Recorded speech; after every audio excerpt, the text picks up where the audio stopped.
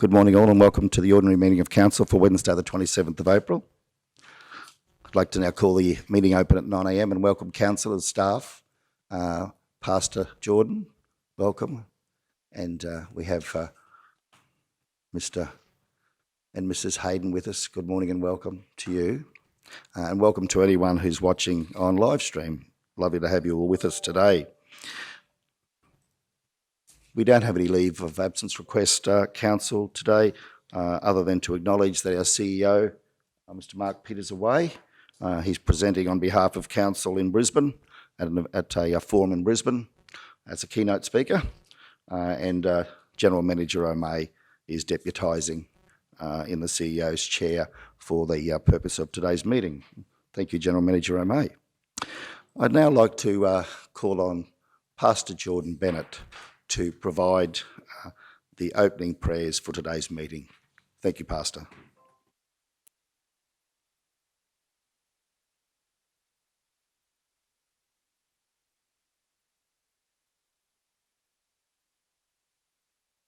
There we go. Well, good morning, everybody. Before I'd like to begin this morning, I'd just like to share with you one of my favourite verses from the Bible, and a very important one, I think, for the function of day-to-day life. In Ephesians chapter 4, verse 2, it says, "Always be humble and gentle. Be patient with each other, making allowances for each other's faults because of your love." Now, I mention this because being patient with people is hard. It's really, really hard. Any industry that involves working with people is difficult. There's even a joke that goes around the church circles amongst us pastors that says, ministry would be the greatest job in the world if it wasn't for people. So it's just a universally accepted fact that working with people is difficult because sometimes they don't do what you want them to do. Sometimes they don't say what you want them to say, or they don't treat you the way you want to be treated. And this is because we all see things differently, we approach things differently, we feel things differently. And it could be your spouse, your partner, your kids, your parents. It was my kids this morning. We ran late for school, all that sort of stuff. It could be your colleagues, it could be your bosses, it could be literally anybody. And so the question is, what do we do with that situation? What is the answer to this frustration, this anger that we can sometimes feel towards each other? Do we walk out? Do we quit? Do we hit the ceiling and then the person who's annoying us? None of that really helps. It simply compounds the matter. What we need to remember in this situation is that none of us are perfect. All of us at some stage will be the bad guy in someone else's story. So regardless of how other people treat you, the Bible reminds us that we are to treat each other with love and give each other a break. We all have the capacity to love because we have God's love in our hearts. And the challenge for us as human beings is to share that love with everybody without exception. It is easy to love the lovely, but the challenge begins when we are told to love the unlovely. That's when it becomes difficult. But this is what it means to be patient with people, to bear with each other, to overlook the faults of one another and move beyond it, find a resolution and find a common ground between them. When faced with a person who doesn't treat you right or doesn't make the right decision in your eyes, you've got a decision to make. Do you respond to them in anger, or do you respond to them out of patience, out of love? The Bible reminds us that love is always the right decision, always the right choice, but that it is also incredibly difficult. So today I'd encourage everyone here, including myself, to choose to love others instead of flipping a lid, to give each other the patience and the grace that we would expect if the tables were turned. Because we all make mistakes. We all can be really annoying, and we can all be quite dense in different situations. And in that moment, when we have made our mistake, we would want the other person to give us love, patience, grace, and a bit of forgiveness. And so I encourage all of us to be the ones to extend that first, to be the ones to offer that grace first. We know that we can love because God first loved us, and we know that He loves us regardless of how many times we screw up. And He asks us, through His word, to do the same for each other, to extend that same love to one another. Even when they drive us crazy and completely mental, like my children this morning, we are told to choose love, to be patient, to bear with one another. So that is my prayer for us today, is that we would choose patience instead of anger, that we would choose to breathe and think for a moment that if the tables were turned, if we were in opposite situations, I would want that patience as well. So I invite you to bow as we pray. Lord of creation, we thank you for this incredible country that we have been blessed to live in, for the freedom we experience and the safety we experience day in, day out. We thank you for our emergency services that keep us safe and help us in times of need. We thank you for our government that functions to support those who are most vulnerable, to keep our roads running, to keep our hospitals opening, to keep the water flowing. We thank you for the local regional council at Meet here today. We thank you for the passion and the time and the service that they offer us. I pray that all the decision and all discussions that are held here this morning are done through your wisdom and through your grace, that we remember that we are all human. We all make mistakes. Sometimes we disagree. The challenge for us is then to remember that you love us regardless of our faults, and we are called to do the same thing to each other, for each other. And so I pray, Lord, that whatever is done here, this chamber, is done through your wisdom and done with your blessing for the betterment of our region and our people. And I pray a blessing over each and every one of these councillors as they lead our area, and may we all learn to love and be patient with one another in a world that sees patience as optional. We pray this in your name. Amen.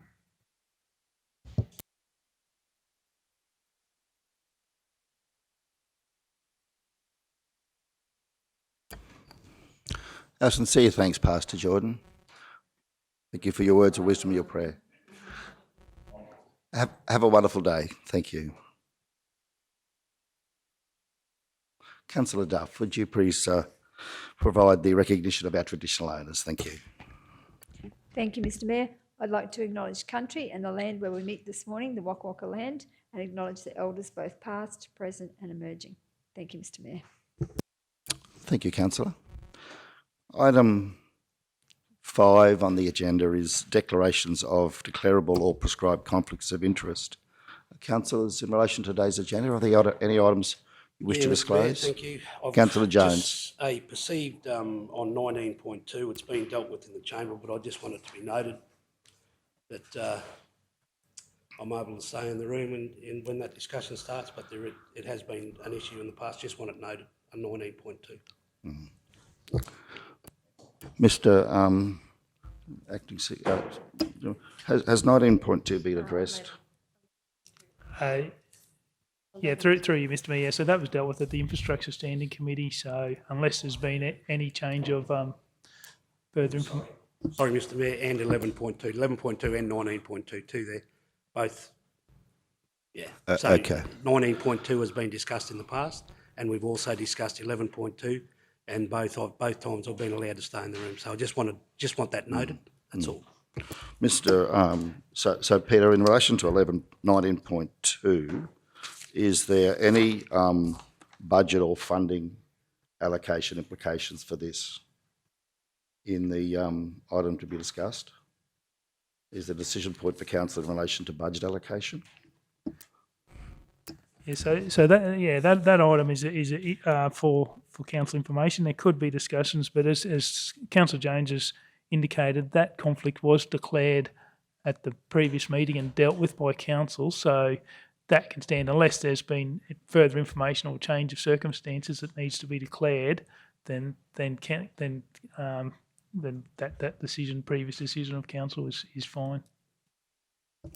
Thank you. We'll take that advice. Any further items? No further conflicts of interest. Councillor Schumacher. My apologies, Mr Mayor. I have previously informed in relation to 15.8 Bunny Mountains Community Association request for support that I have a declarable conflict of interest due to owning a freehold property on the Bunny Mountains, and I'm a member of the Bunny Mountains Community Association. Because I own that property at the Bunny Mountains, I propose to leave and stay away from the place where the meeting's being held while this matter is discussed and voted on. I also just wanted to note for the minutes as recorded here that I am a member of the Kingaroy Chamber of Commerce. However, being a member or a patron of a community group or sporting group club does permit me to stay in the room as long as I'm not an official office holder or board member. So just noted that for the minutes, and that I will be staying in the room for item 15.1, Kingaroy Chamber of Commerce in industry request for extension of lease. Thank you. General Manager, I understand that 19.2 deals with the RRTG forward program, which includes the Maidenwell to Bunya Mountains Road. Councillor hasn't disclosed a conflict of interest there, but has indicated she owns a freehold property at the Bunya Mountains. I suggest that in the interest of good governance, we should consider that matter as well. Yeah, through you, Mr Mayor, it was my understanding that the council advised he was going to leave the room for that. For the item relating to the Bunya Mountains Community Association request for support, in relation to the RRTG 19.1, is that the number we're talking about? Whilst I do own a property at the top of the Bunya Mountains, I feel my interest in the Bunya Mountains, Maidenwell Bunya Mountains Road, being a state-controlled road, is no greater or less than any other person who would use that road in the region. So I'm happy to leave the chamber while the council discusses that matter, but I don't feel my interest in that road or my position on the Bunya Mountains is any different to any other property I own in the region when it comes to discussing a matter like that. So by all means, I have never declared an interest in relation to Maidenwell Bunya Mountains Road discussions before, because I don't feel my interest is any greater than anybody else's. Like we've discussed before, when you're using, a member who lives around the corner from a park or drives a road to access a place, I probably don't understand the conflict there, but I'm happy to leave the chamber while council discusses that, Mr Mayor. Yeah, thank you, Councillor. General Manager, my only concerns with both the councillors here, Councillor Jones and Councillor Schumacher, is that there could be perhaps a perception or even a reality that their property values could increase as a result of the upgraded works to be done on that road. And if there's a budget matter to be decided upon, what we don't want to do is expose our councillors in that regard. Your advice on that? Thank you. Yeah, it's if the council wants to debate, but it ultimately comes back to the council to declare that conflict. So it is up to the council to declare if they consider that they have a conflict of interest. There is a provision in the Act that require that if it is ordinary business of council, that they are allowed to participate in there if there is no greater benefit to those. But if the councils are happy to leave it in the hands of councils to consider that would be the extra protection. But ultimately, it comes down to the councillors as being responsible for making that declaration.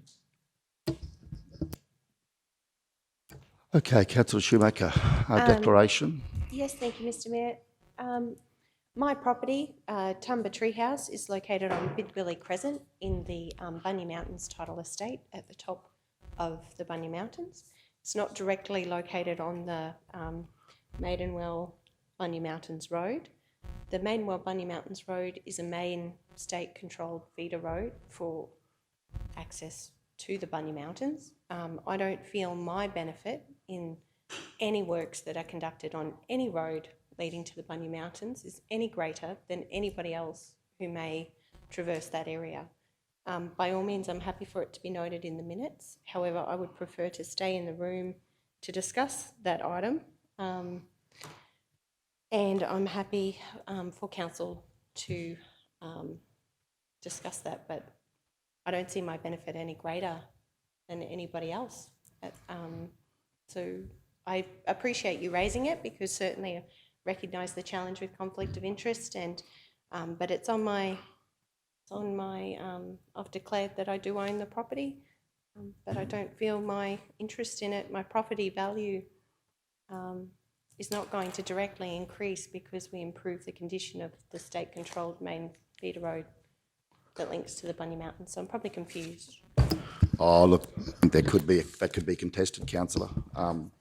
perhaps, and what we don't want to do is expose you to any issues here. So I think what we'll do, Mr. GM, I think what we'll do is, because that is in confidential, how about we'll leave that matter until we get to confidential. I'd like to see what's actually in the agenda and whether we're actually discussing any budget allocations as such. Mr. GM, your thoughts on that?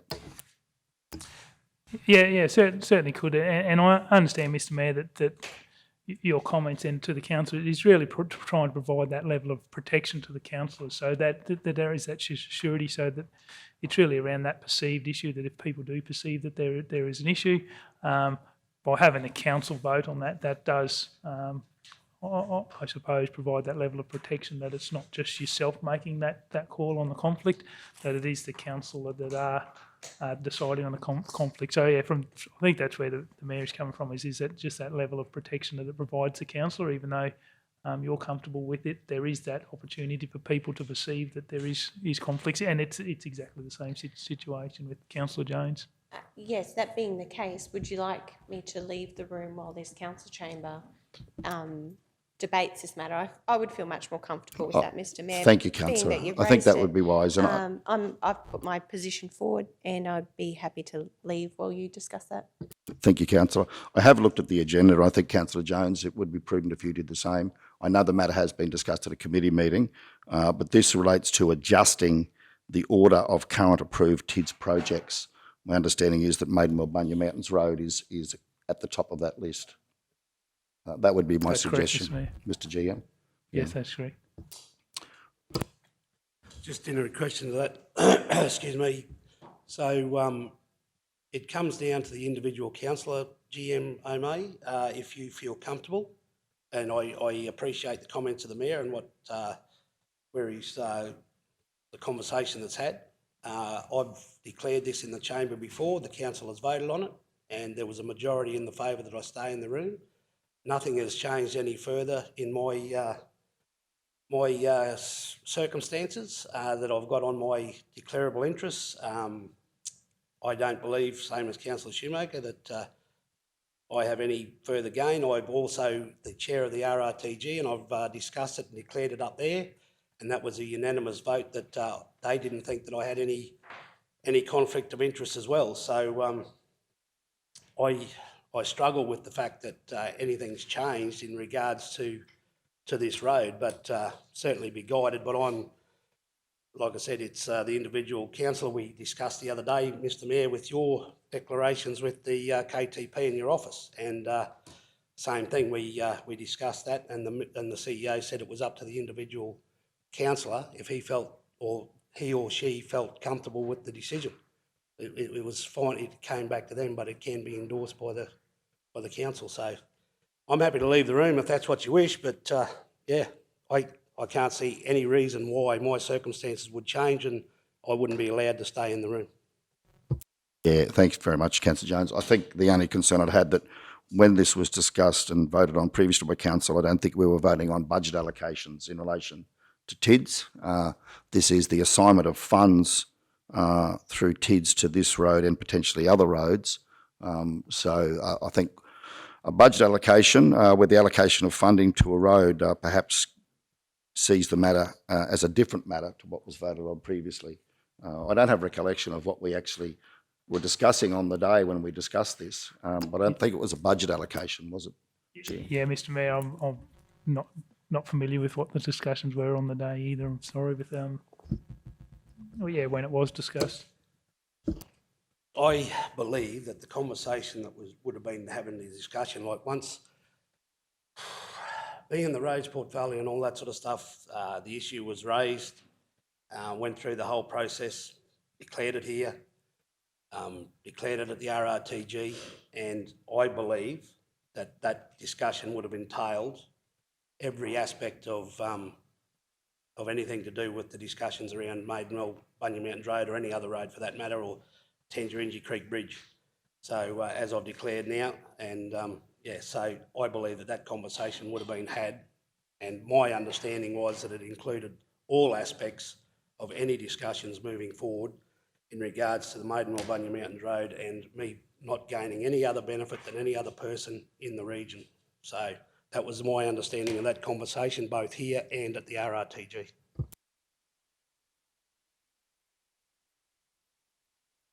Yeah, so the understanding is that the councillor's indicated that he doesn't believe that it is a conflict of interest and he should be able to stay so, but it's really up to council to whether they comfortable with that.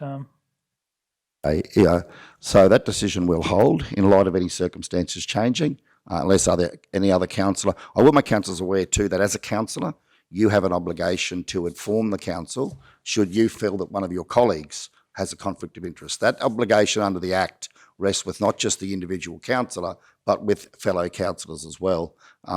Does any councillor have an issue with upholding the decision previously made, Mr.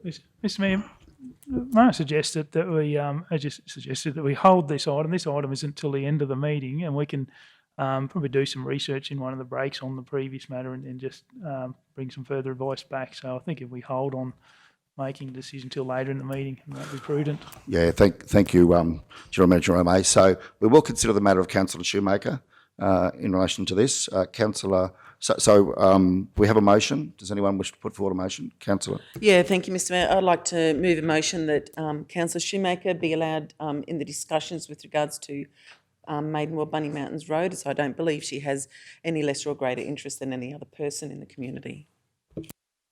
Do we have a seconder? Councillor Henson. Speakers? Councillor Potter. Anything further to add? No?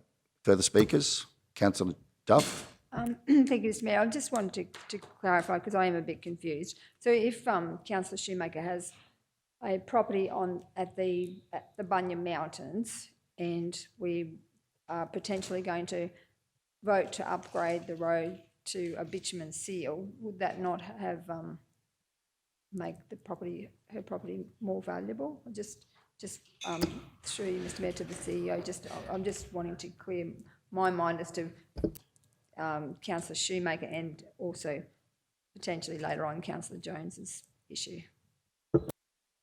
Yeah, through you, Mr. Mayor, and this is where the provisions of the Act talk about no greater interest, because obviously if someone lives on a road and there is improvements, there will be could be a perceived interest, but people have to live somewhere, and council are going to spend money on roads. Council are going to set rates. So there is those provisions in the Act that allow council to do their job. So and that's where it is perceived about what that interest is. Is she going to receive any greater interest than anyone else who lives or is accessed by that road? And that's a slippery slope where you go down on where does the benefit lie? Like everyone receives a benefit for certain works that council does. So yeah, that's what that provision is about, is trying to provide that balance that councillors are permitted to do their jobs, whether it be allocating budget to certain roads or projects based on needs. So yeah, and that's where the council's decision lies on where is that balance? Is that benefit that the council receives significantly more than and it doesn't mean 100% of the community, obviously, but that's where it's talking about is that balance of where does that lie as far as the benefit that individual councillor is receiving. Okay. Bottom line is it's a decision for council in relation to this matter. Councillor Henson. Thank you, Mr. Mayor. Just quickly, and I direct this at Councillor Duff, that would be like comparing apples to apples. In an event of a main road going past Dido Station, is that improving the value of your property? So that needs to be taken into consideration. And Mr. Mayor, with all due respect, when you give me a moment, I'd like to bring section 19.1 just to the table.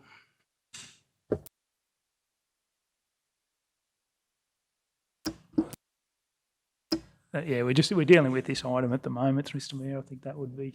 Yeah, no, we're dealing with item 19.2 at the moment. Okay. Any further speakers? Yeah, thanks, Councillor Mr. Jones. Mayor. I'm supportive of Councillor Schumacher staying in the room, and Councillor Henson raises a good point. With Councillor Duff's worked tirelessly to try and upgrade the Mundubra-Geelong road that runs straight past her place. Now, does that put her in a position that we're talking about?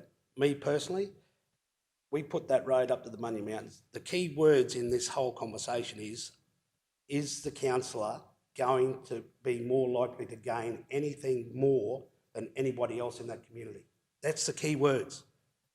So if you think Councillor Schumacher's house is going to go up $50,000 more than every other house on the mountain, then you vote against it. But how could you possibly say that any individual house will benefit more than any other house in that community up there, just because we're proposing to bitumen the road? So I fully support Councillor Schumacher. I don't believe that she's going to gain any more significant benefit than anybody else in the community. If she's a part of this discussion, I fully support and fully believe that she will make a decision that is right and respectful of everybody, and there will be no bias shown. The same with me.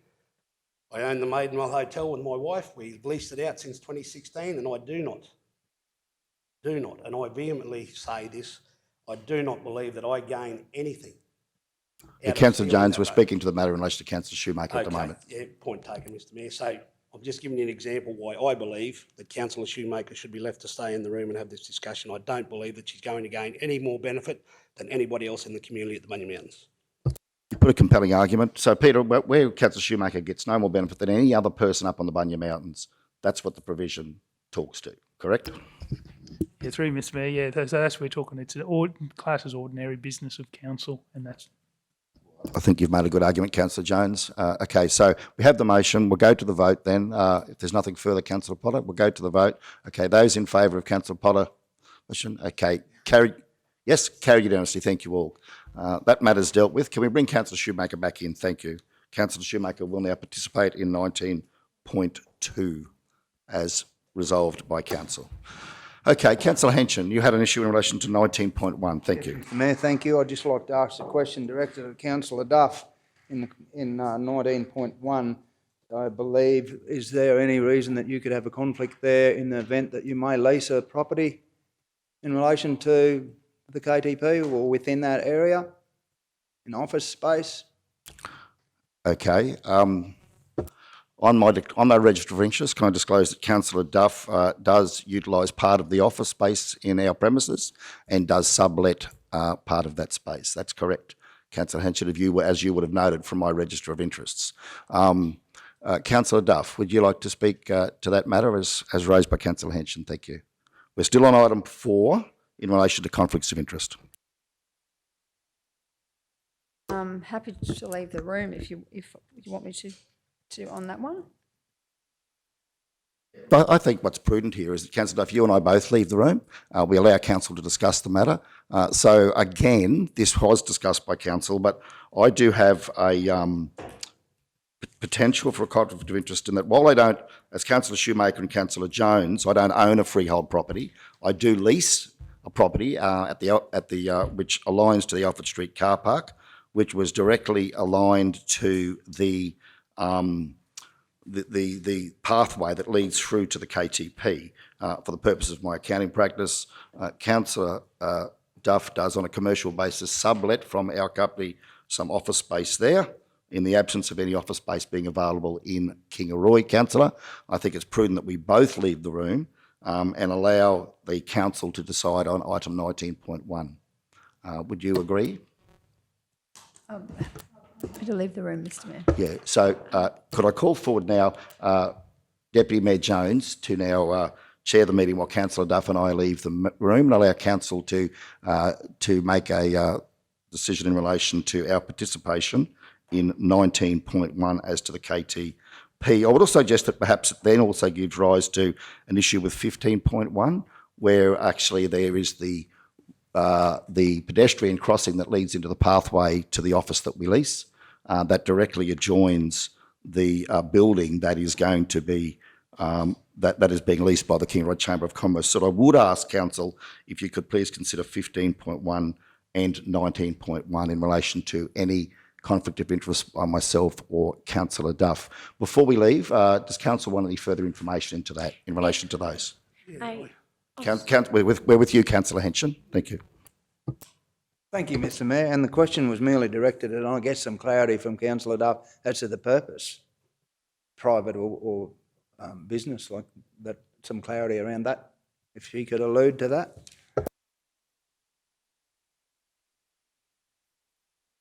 What do I use the office space for? Oh, it's work-based, yep. Just a question for you, Mr Mayor. In regards to your conflict, we discussed this the other day.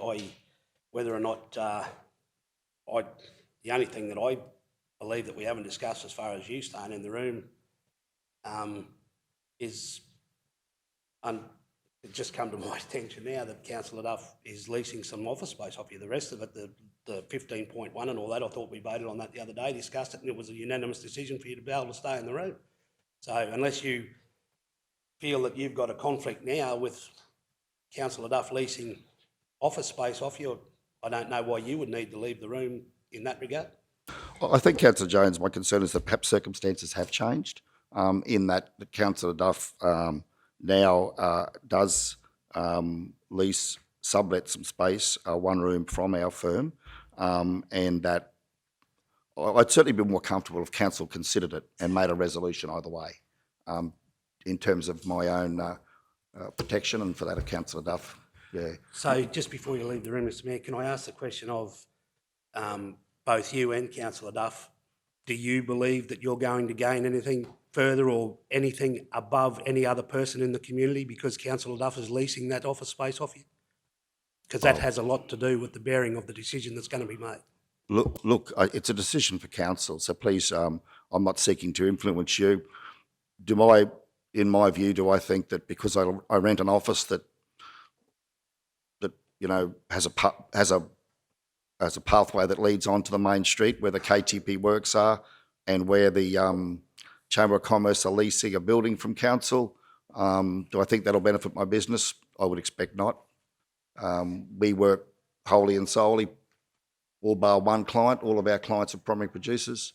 We don't tend to market ourselves to small businesses in the main street of Kingaroy or to the general public. Having said that, we do have signage that is in the main street of Kingaroy and Kingaroy Street. So that also needs to be considered. We have signage that is in the front of the laneway, which goes onto the front of Kingaroy Street, which promotes our business. So, you know, that needs to be considered as well. So, look, I don't think so, but I think, I'd be certainly, I would honour the judgment of the council in this regard in relation to both items. Yeah. So, Jim, I think it's prudent that the council and I both leave the room and allow council to decide on this, so it's done appropriately. That would be my wish. I'd like to leave the room. Councillor Duff's call on that.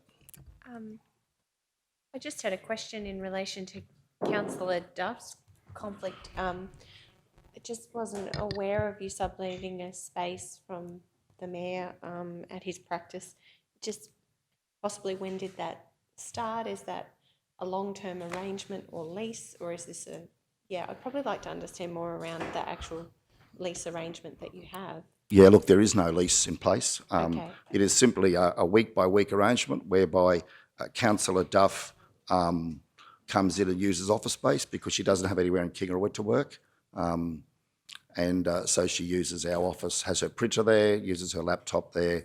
At this point in time, we haven't even determined what the cost will be. So it's very much an informal arrangement that she's made with my wife as one of the directors of the company to use the office. So it's pretty much simple as that, I suppose. It's just a week-by-week thing, Councillor Duff, and you do your council business from that room, is my understanding. That's right, but there's no lease in place, so, yeah. Yeah, I've had a similar conversation just with CEO Mark around setting up a hot desk arrangement here in the council chambers for any councillor who's in Kingaroy and just floating around between meetings so that we can use that space when we need to. So yeah, I imagine that will be open to you, Councillor Duff, as well. Just wanted to add that. Yeah, I'm happy for you to leave the room to discuss the matter. However, I feel like we've resolved the matter for Councillor Brett Otto in the past, and I'm similar to Councillor Jones. I don't see any new issues arising here. Only to note, Councillor Duff's, and perhaps you leave the room so that we can discuss and vote on that. That's my view on this. I'm of the impression that we've already addressed the other items in much detail before with regards to the Kingaroy Chamber, with regards to the Kingaroy Transformation Project, and we resolved it at the last meeting in relation to the lease. Okay, yeah, so I'll be leaving the room now. I would like council to reconsider 15.1 as well as 19.1, please, if they could, Deputy Mayor Jones, in relation to the fact that there has been a change of circumstance in relation to 15.1 with Councillor Duff. Councillor Duff, will you be leaving the room as well? Thank you, Mr Mayor. I think I need to leave the room. Okay, I'll now call on Councillor Jones, Deputy Mayor Jones, to take over chairing the meeting. Thank you.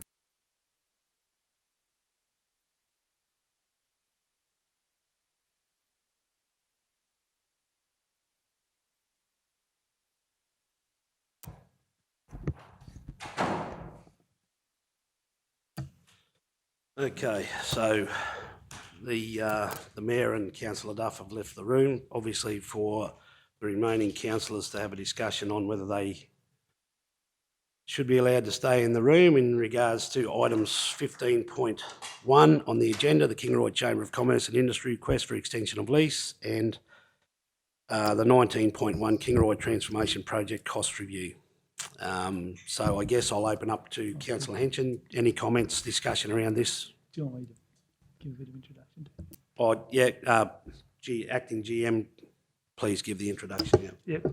Yeah, Councillor. Yeah, just sort of might go back and remind. So at the in relation to item 15.1, that was dealt with at the Community Standing Committee, with council resolving that the Mayor Otto could participate in the debate. That there was no greater interest in it than anyone else. So for council need to consider whether the changed circumstances have impacted on that previous decision to be consistent. So yeah, just provide that background that has been considered, and that's where council need to consider if the information that he's now provided, has that changed or not.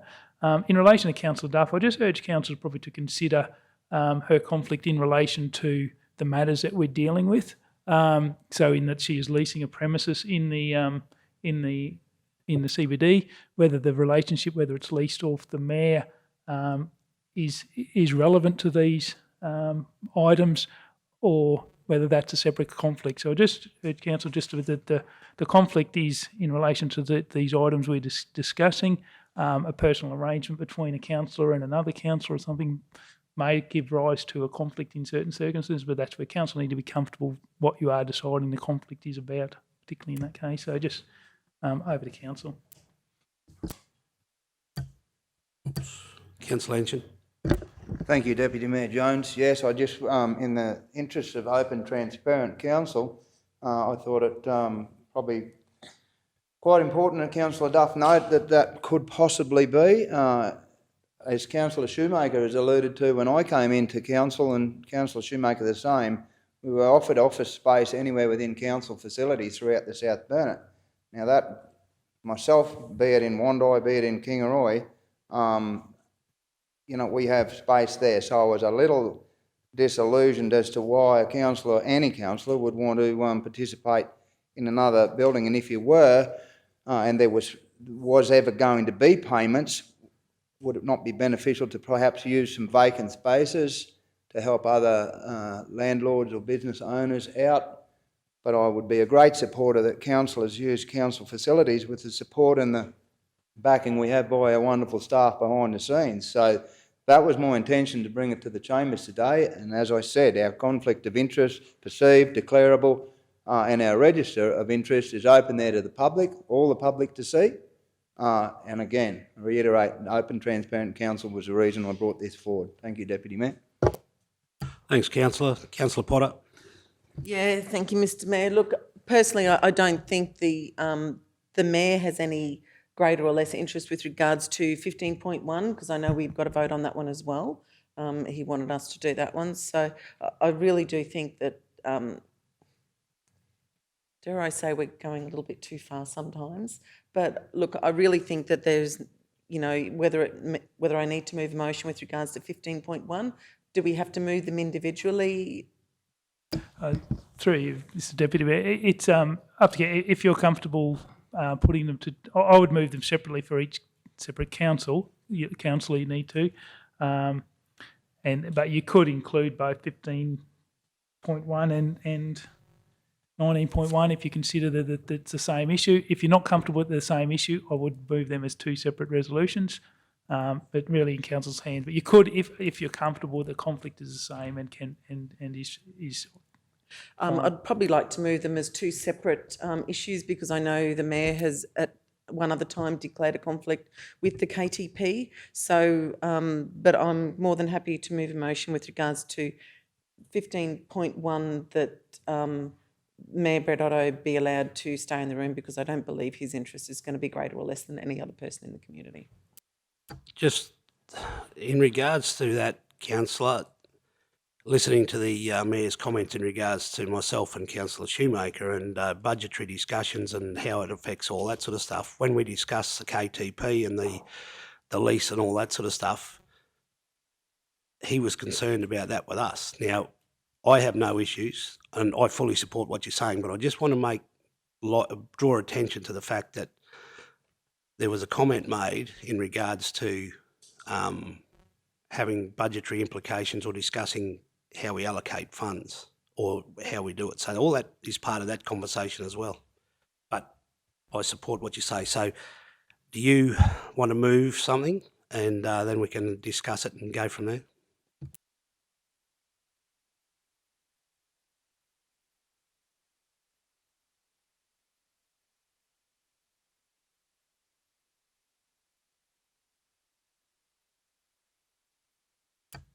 So you're moving that, councillor? Do we have a seconder? Councillor Schumacher, any comments, discussion before we go to the vote? Councillor Schumacher. Yes, thank you, Deputy Mayor Jones. I just feel we've discussed this matter before in depth and I don't see any greater benefit in terms of the valuation of Mayor Otto's business or his business interests by being a part of that conversation. So no, I'm comfortable and supportive of the motion. Any other comments before we go to the vote?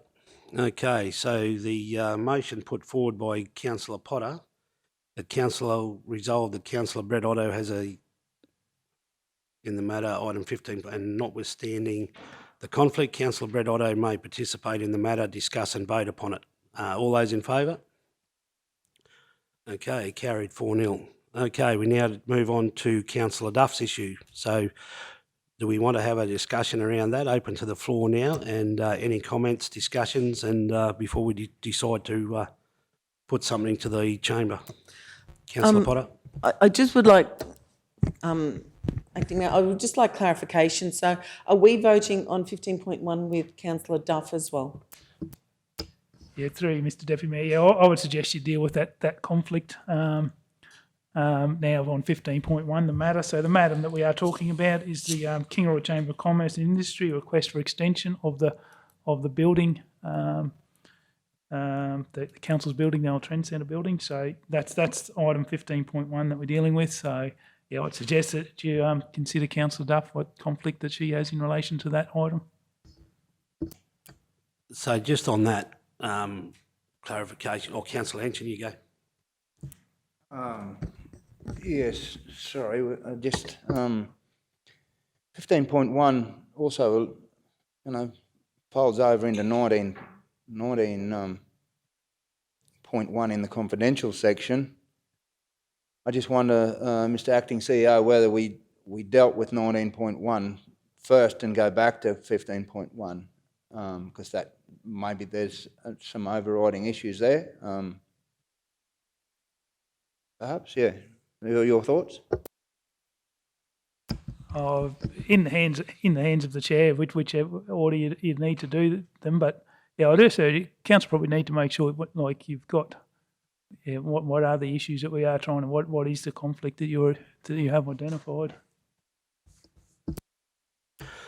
Just listen to the comments. My views on the matter is I don't believe Councillor Duff is going to get any extra benefit than anybody else in the community by what I see the issue is where it puts Councillor Duff and Councillor Otto as far as an agreement to lease or use an office space. I don't believe that because she's in an office space at Councillor Otto's business, I don't believe she's going to get any benefit in respect or make any any change of decisions in regarding to the KTP or the Kingaroy Chamber of Commerce, because she's positioned in that office, that I don't see any conflict there. I just want a bit more clarity and a bit more discussion, probably for my own benefit, around the fact that is there any implications? And Councillor Schumacher, Councillor Henson have already addressed the situation about having some office space available to all councillors, including myself and Councillor Potter, anyone that wants to use office space in the chambers. So to me, I don't believe she's got any or would have any conflict in regards to either one of those issues. My concern, and there's probably no concern to be worried about in the fact that she is leasing a space. It's been declared on Councillor Otto's register of interests. So yeah, that's where I sit. I don't believe she's got any chance of conflict on the two issues. Councillor Henson. Thank you, Deputy Mayor. Yeah, look, the issue I have is, and it would be with any councillor, that if they were to tie up some office space when we have all council business as a rule is conducted in council chambers or office facilities, I find it astounding that you would want to go to a private business and put yourself in jeopardy of further conflict or declarable conflict of interest in private business when council matters, and in often cases some very important council matters, could be discussed outside of these chambers in private businesses. So yeah, I do have a bit of an issue when we have office space everywhere in council facilities throughout the Burnett. Yeah, I agree with you there, Kim. My comments were that I don't believe that I have an issue, and I'm unclear of the concerns around a councillor releasing an office space off another councillor or a private business. But my question to you is, do you think that because Councillor Duff is renting that space, would she have a conflict in regards to the Kingaroy Chamber of Commerce and the decisions she makes in regards to that? I'm hearing what you're saying and I understand what you're saying. I agree with you. I'm unclear of the fact that what the scenario is with Councillor Duff leasing off Councillor Otto, but do you believe that the issue that we're dealing with, do you think that she'll have a conflict because she's leasing that office? Do you believe that will influence her decision making over those two items on the agenda? That's basically what we've got to sort out here at the moment, GM. Sorry, Mr. O'May, acting O'May. Yeah. Yeah, look, I just, in the world we're living in with conflict of interest, I think Councillor Duff puts herself in an extremely precarious position in a private business in an office that has been talked about in the KTP, as well as the Chamber of Commerce with the walkway through that particular. But I feel she's putting herself in the possibility to put herself in a very precarious position. You say, is she going to gain anything? She's going to put herself in a walkway that is traversing public traffic all the time out to that car park, whereas where we have a secure, confined area within our colleagues here and our managers and staff. I'm sorry, Mr. Deputy Mayor, but I just feel Councillor Duff is really putting herself in a precarious position. If she gains anything, possibly not. I feel she puts herself in jeopardy with this conflict of interest rules and regulations. Yeah, through Mr. Deputy Mayor, can I remind councillors that we need to come back to the issue that we're dealing with is the Chamber of Commerce extension of lease, and does Councillor Duff have an issue in that? If she's subleasing a premises off Councillor Otto or off the neighbouring building or someone else, does that give rise to an issue in the matter that we're dealing with?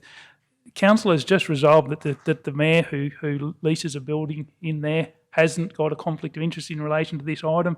So I struggle to see where that a sublease of that building would give rise to a conflict of interest for a particular councillor. So I just urge council to take that into consideration. Councillor Potter, then Councillor Schumacher. Yeah, thank you. You know, to be quite honest, at the start I thought that Councillor Duff was going to have an issue leasing that space, but after listening to Acting CEO's remarks, I probably don't think, because my thoughts were that maybe if she moves out of that space into another office space in the main street, if that's what she's going to do, rent a space elsewhere, that actually opens up the KCCI building then for her to rent as office space. But look, with that in note, with that in mind, I really don't think Councillor Duff does have a conflict of interest with regards to 15.1. So, yeah, so I think we should just move along. Councillor Schumacher. Yes, thank you, Deputy Mayor.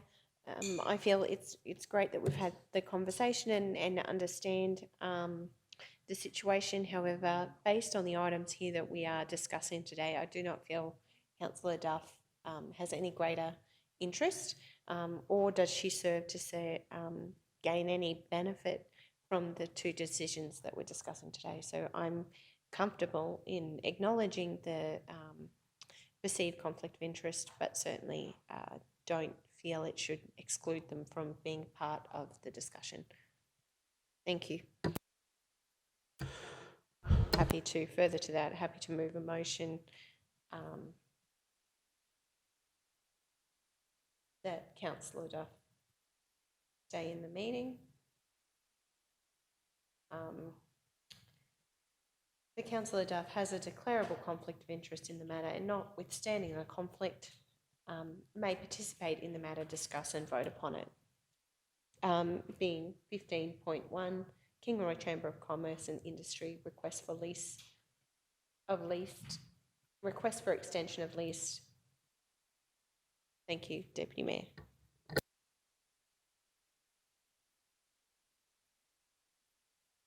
So, Acting GM, CEO, are we comfortable to put both agenda items into that? Because we both, I think what I'm hearing, most of us are comfortable with that Councillor Duff doesn't have a conflict with decision-making on both those agenda items. Can we put them all in there and deal with the whole lot? And as far as, like Councillor Henson's made good point and good strong conversation around the fact that the issue of Councillor Duff leasing office space off Mayor Otto, I think, and these are only my personal opinions, I think that it falls right back on Councillor Duff and whether she declares it or how she deals with it into the future. What she does with it does come back. We're only voting here today on the fact of whether we think that Councillor Duff will get any extra benefit than the community on making decisions on 15.1 and 19.1. Would that be fair to put both those in that recommendation? Oh, yeah, certainly in your hands. I know we separated with the mayor, so whether it is clearer to have the four separate motions, so we are just dealing with those specific conflicts. So if we just kept it at 15.1 and then you could deal with 19.1, because some items may come back. So it might be best that we have separated. I would suggest maybe do a separate motion for each. Okay, so the motion thanks Pete. So the motion we have put forward by Councillor Schumacher, that Council resolve that Councillor Cathy Duff has a declarable conflict of interest in the matter. Item 15.1, Kingaroy Chamber of Commerce and Industry request for extension of lease, and notwithstanding the conflict, Councillor Cathy Duff may participate in the matter, discuss and vote upon it. Do we have a seconder? Councillor Henson. All those in favour? Unanimous, thank you. Righto, we'll slip straight on. We've got to deal with 19.1. I think it's straightforward. Someone want to move a motion? Councillor Henson, pretty much the same. Yeah, thank you, Deputy Mayor. Look, honestly, word for word for that, just the 19.1, I would be happy to move. Thank you.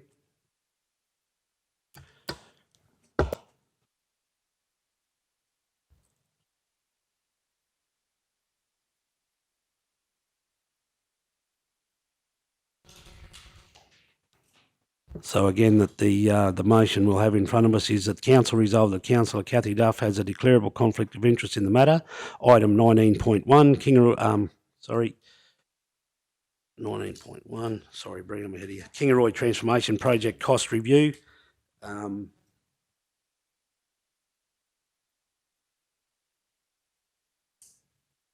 Councillor Cathy Duff may participate in the matter, discuss and vote upon it. Okay, so we've got that put forward by Councillor Henson. Do we have a seconder? Councillor Potter. So I'll just run through that quickly. Again, that the Council resolved that Councillor Cathy Duff has a declarable conflict of interest in the matter, item 19.1, and notwithstanding the conflict, Councillor Cathy Duff may participate in the matter, discuss and vote upon it. All those in favour? Unanimous, thank you. As far as the issue with the office space lease and all that, I think that completely falls back on Councillor Duff and her responsibilities to herself. Yeah, Okay. and just advice, Councillor Duff has declared those, and the mayor have declared those in their register of interest, which is the appropriate course of action. They should. So we've just got the mayor's 19.1. Okay, so I thought we were there. Now we've got to go back to Councillor Otto. He wants us to discuss his interest in Kingaroy Transformation Project Cost Review 19.1, whether or not he's got a conflict. His situation has changed simply because he's leasing office space now to Councillor Duff. He's indicated that's the only change to his circumstances since we last voted on it, where it was unanimous and he stayed in the room. So does anybody want to move or put something forward or have any comments before we start? Councillor Schumacher? Yes, thank you, Deputy Mayor Jones. I'd like to move that Councillor Brett Otto does have a declarable interest in the matter, however, can stay in the meeting. So, yep, that Council resolve that Councillor Brett Otto has a declarable conflict of interest in the matter 19.1, Kingaroy Transformation Project Cost Review.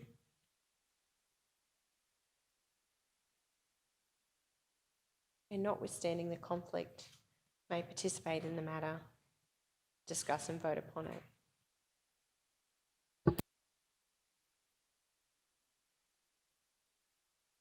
Okay, so we've got the motion put forward by Councillor Schumacher that Council resolve that Councillor Brett Otto has a declarable conflict of interest in the matter, item 19.1, Kingaroy Transformation Project Cost Review, and notwithstanding the conflict, Councillor Brett Otto may participate in the matter, discuss and vote upon it. Do we have a seconder?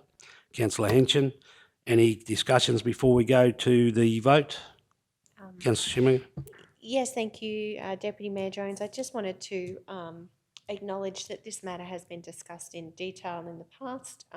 I don't feel the changes to Mayor Otto's arrangement changes his interests in any way, and do feel as the in his position and capacity that he can make a decision in the best interests of the public, and will serve no greater benefit due to the matter discussed today. Thank you. Okay, any further comments before we go to the vote? So you've got it right there in front of you. The motion moved by Councillor Schumacher, seconded by Councillor Henson, that Council resolve that Councillor Brett Otto has a declarable conflict of interest in the matter, item 19.1, Kingaroy Transformation Project Cost Review, and notwithstanding the conflict, Councillor Brett Otto may participate in the matter, discuss and vote upon it. All those in favour? Thank you. Carried unanimously. Thank you. Bring the Mayor and Councillor Duff back, please, Tim. Thank you.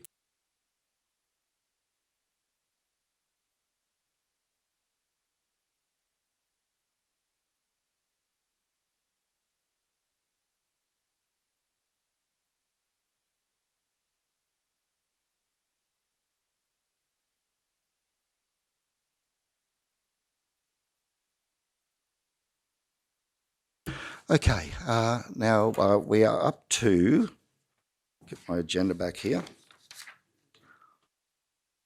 Okay, item 6, and we now like to welcome, I think we'll do item 6, we'll do the deputation first.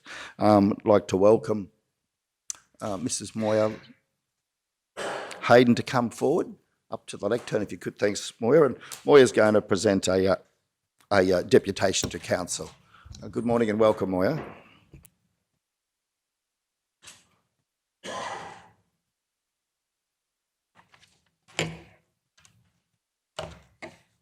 Mr Mayor, Brett Otto, Acting CEO Peter O'May, all councillors, ladies and gentlemen.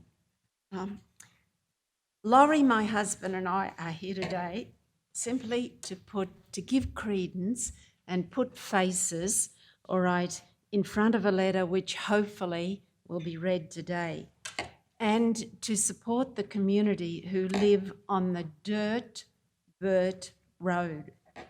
Burt Road, with its incredible views, is situated on the Bowie Range. It's a beautiful part of Queensland, but the road itself has many problems. The Hayden family first settled there approximately 150 years ago, and Burt Road is still problematic. It has progressed from a narrow dirt track where the family went to town in either horse-drawn sulky or in front of a wagon. Next, it became a kind of a sort of a road, slippery, incredibly dangerous. Chains were put on wheels to traverse it. The residents fought the council for years to have bitumen along the straight, which was dangerous and many times impassable. Then more efforts were made to council, and Burt Road, the dirt Burt Road, was eventually graded. But over all those years, the same problems existed. Gravel of all kinds was used. It's still dirt. And of course we expect dust, but never in all the time we have lived on the dirt Burt Road has the dust caused so many problems, particularly health-wise. More homes, more people, more cars, trucks, vehicles of all kinds, more businesses on top of farming and grazing ones. Now a mechanics business, a builder, an accountant, a debossier business, a conference centre, a wedding centre, a tourist business, and B&Bs. Great people run these, and visitors from all parts of the globe come. And so too do members of the media with their cameras and their notebooks and their questions. Of course they are all good for Kingaroy, but time doesn't stand still. Growth doesn't stand still. Yes, money doesn't grow on trees. However, if money is spent wisely, it then becomes an investment, not an expense. Please don't give us a road that's a placebo or a knock-ebo. Give us a bitumen road. Please, councillors, listen to the dirt Burt Road residents. Our two most powerful warriors are patience and time. Time is money. Patience is definitely something we have, but please don't let us wait for another 150 years to have the dirt taken out of Burt Road. Mandela once said, "It always seems impossible until it is done." Thank you for giving me the opportunity to speak this morning. Thank you, Mrs. Hayden. Thank you to you and Laurie for joining us today, and we certainly appreciate your deputation, and council will certainly give that very careful consideration. Thank you. Council, the petition in front of us now at item 6.1 has been it's recommended that the petition be received and referred to the Chief Executive Officer to determine the appropriate action, and a report be brought back to council. Do we have a mover for such? Councillor Potter, seconded Councillor Schumacher. Speakers? So, council, I just want to clarify that the CEO's intention will be to, as it says there, to bring a report back to council in relation to this matter, General Manager, and Mr. and Mrs. Hayden, the petition and certainly the letters that have been provided by yourselves and other members of the community on Burt Road will certainly be read when the matter is dealt with by council at a future meeting. My understanding is that that's going to happen reasonably soon. So that will certainly be in accordance with your request. That will be shared with councillors. Yeah. Okay, so anything to add, General Manager? Yeah, I just want to clarify too that the letters, the petition and the letters are included with the councillors' agenda here today. So we do all have copies of those. Okay, all right. If there's no speakers, we'll go to the vote. Those in favour, Carried unanimously. Thank you all. 7.1 are the minutes of the council meeting held on the 23rd of March 2022 at item 13, where it's recommended that the minutes of the council meeting held on the 23rd of March 2022 be received and the recommendations therein be adopted. Do we have a mover? Councillor Duff, seconded Councillor Jones. Speakers? We'll go to the vote. Those in favour? Carried unanimously. Thank you all. 8.1, business outstanding table for ordinary council meeting at 44. It's recommended that the business outstanding table for the ordinary council meeting be received for information. Do we have a mover? Councillor Henson, seconded Councillor Potter. Speakers?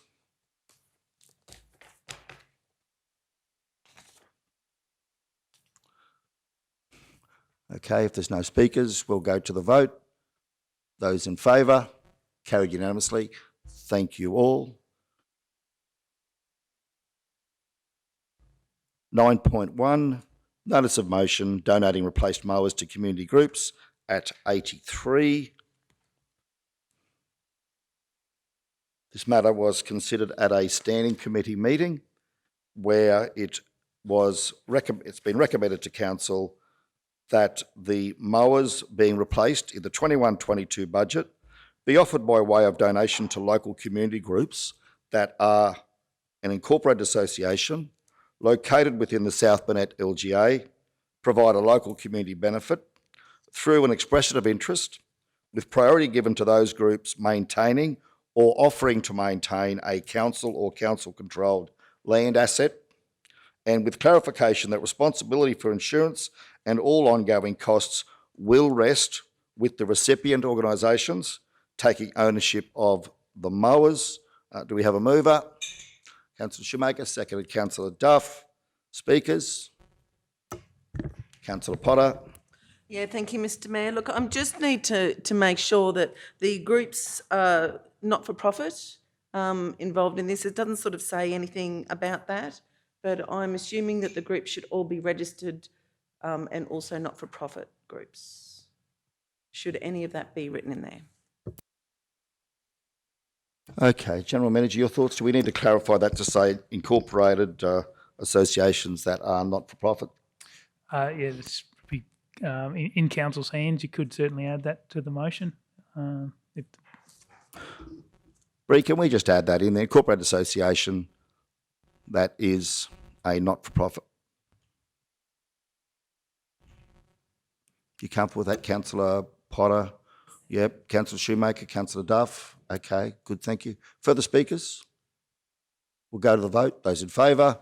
Carried unanimously. Thank you all. Councillor, it's 10:08 a.m. now. I do have a ABC Radio Joanne interview booked it at 10:10, don't I? So with the leave of council, I'd like to now move that we adjourn the meeting for morning tea and resume at 10:30 a.m. Do we have a seconder?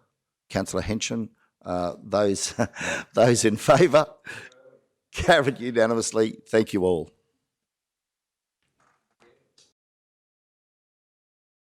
That we resume the meeting at 10:40 a.m. Do we have a seconder? Councillor Potter, thank you. Those in favour? Carried unanimously. Item 10.1 is the next matter on the agenda. It's at 85 and is confirming attendance at the 126th Local Government Association LGAQ Annual Conference, which is in Cairns on the 17th to the 19th of October this year, as well as the LGAQ Civic Leaders Summit on the 29th to 30th of January this year.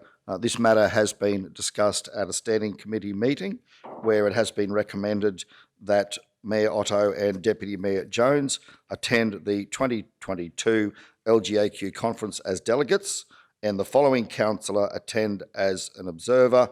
Councillor Henson attend as an observer, and the newly elected Division 1 councillor, once declared, be provided the opportunity to also attend as an observer, with CEO Mark Pitt in attendance, and each councillor appointed as a delegate be allocated 1 vote each, and that Mayor Otto and Councillor Schumacher attend the 2022 LGAQ Civic Leaders Summit as delegates, with CEO Mark Pitt in attendance. Do we have a mover?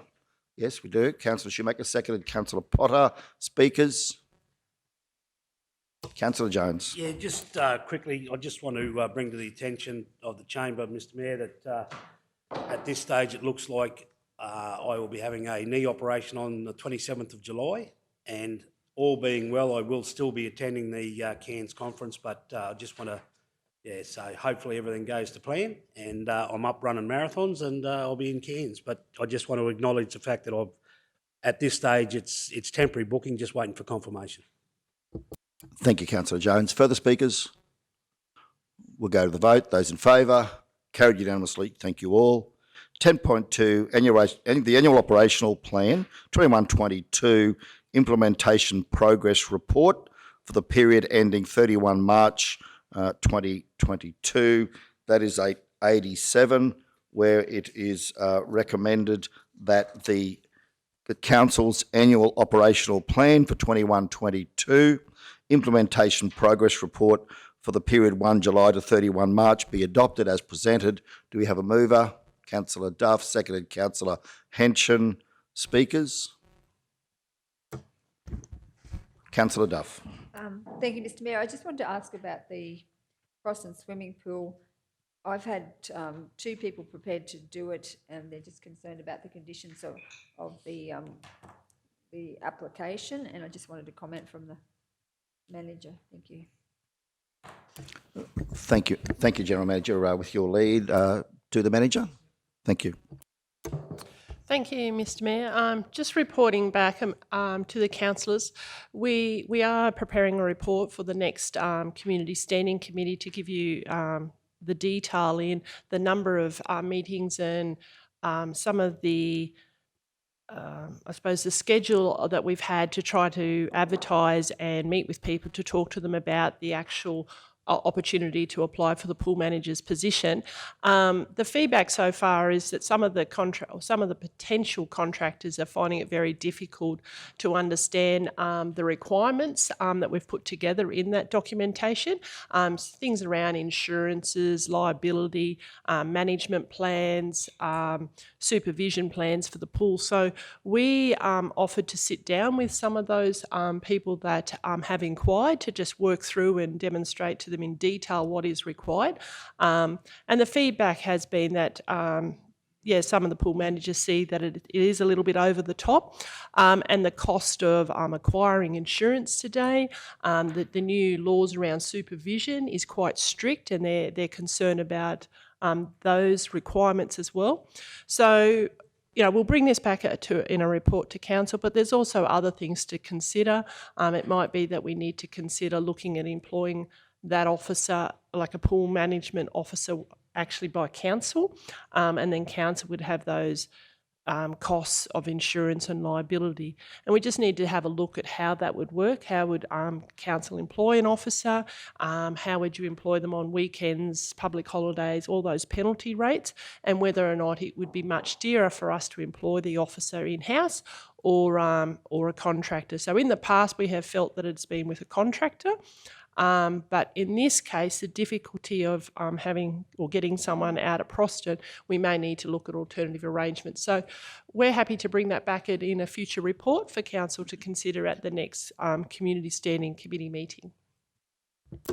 If that could be duly noted, thank you, General Manager. A report come back to the May Standing Committee meeting. Are you comfortable with that, Councillor Duff? Yes, Mr Mayor, and I was just thinking in perhaps in the interim, the 2 applicants, perhaps we may need to talk to them and just let them know what's going on, because they're really keen and they're putting pressure on me and the community. So, just like to see that some negotiations with those 2 people. Thank you, Manager. Certainly we'll follow up and just let the 2 participants know that we are preparing a report to bring back to council for council's to consideration and direction in which way we may go. But certainly I'm happy to touch base with them and just give them an update of where we're at. Thank you, Manager. Thank you, Mr Mayor. Thank you, Councillor. Councillor Henson. Mr Mayor, quickly, Manager Leanne, the rules regarding pools, they're not necessarily, just some clarity on this, they're not council rules, they're across the board state rules to a degree, is that correct? That's correct. Yes, we look at the rules from Royal Lifesaving, and there's legislation in place for the management of what we call commercial pools or community public pools and spas. So there's legislation in place, and we follow those rules to protect the organisation, but most importantly to protect our community. Thank you, Manager. Further speakers? Councillor Schumacher. Yes, thank you, Mr. Mayor. It's a wonderful report. Thank you for tabling it today. It's certainly a reminder of how far we've come this year. I know we've got 1 quarter left, but my goodness, there's been a mammoth amount of work achieved over the course of the year, and it's wonderful to read about that through this report. I can see some key items that we had ambitiously hoped to address that due to resources or budget limitations have been challenging, but all in all, I think there's great learnings in that and sets us up to set an operational plan for next year that really does continue the great work that's been achieved.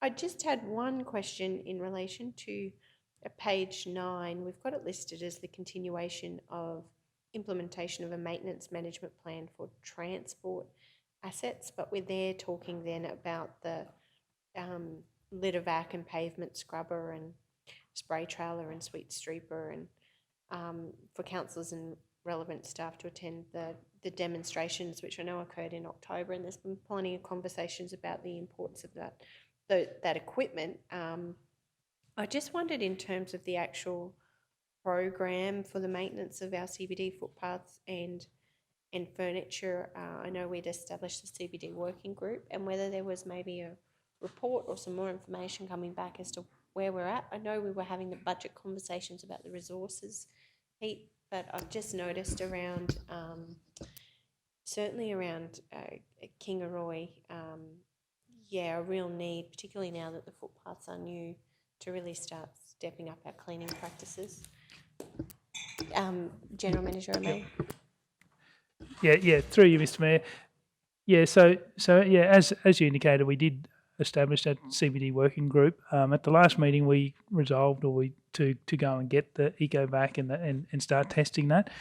So we've gone out to source that on rental. We did have had a hold up on that given the flooding down in southeast Queensland. There was unable to get anything on rental, sort of following that clean up. But I think we have sourced that, and we are expecting that shortly. So the idea was actually to get that machine and road test it before we entered in, so we could do that.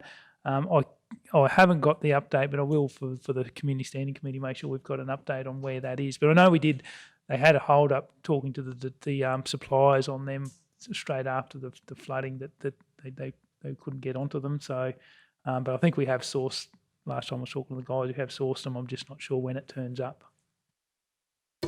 Yeah, thank you for the update. Just a supplementary question, I guess. I'm thinking more around the programming of actually using that equipment and how we're planning on maintaining our CBDs into the future, probably.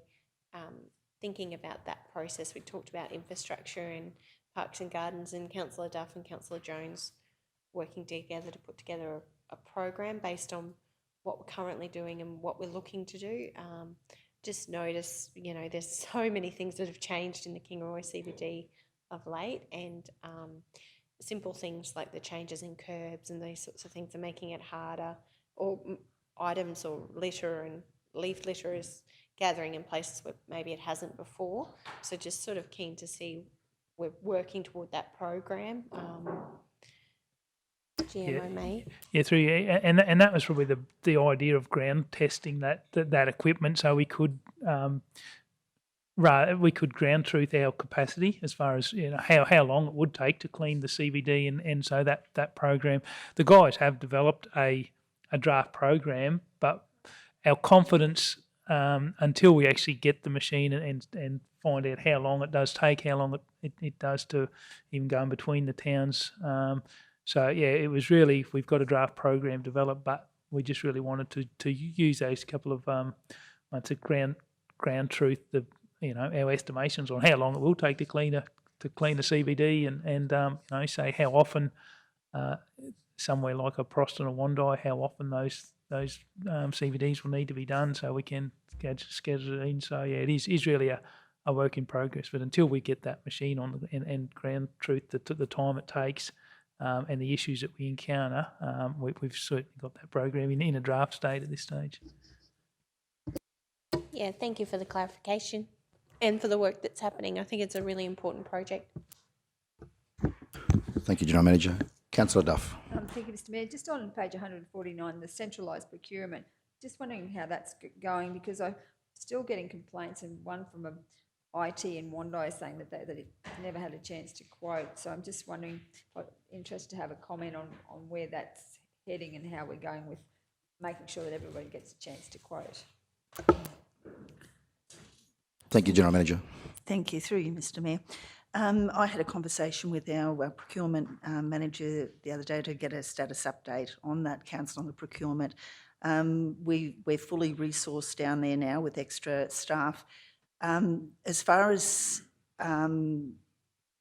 we are doing it, we're staging it. We're in about stage 2 of a final stage 3 project, excuse me, at the moment. And the team is busy sending out all tenders, getting legal opinions on contracts, and we're setting up for the major tendering, and the parks and gardens and people are really cooperating by siphoning it through our procurement team so that they can disseminate that. You'll see all the information. You'll see there in some tenders that will be bought forward next week in the infrastructure committee meeting, due to council requesting that it be an open and transparent process instead of just going to local buy. You'll see on, I think, one of the loaders or graders, there was about 14 applications there for interest in purchasing the vehicle, because that's why we're being inclusive of everybody.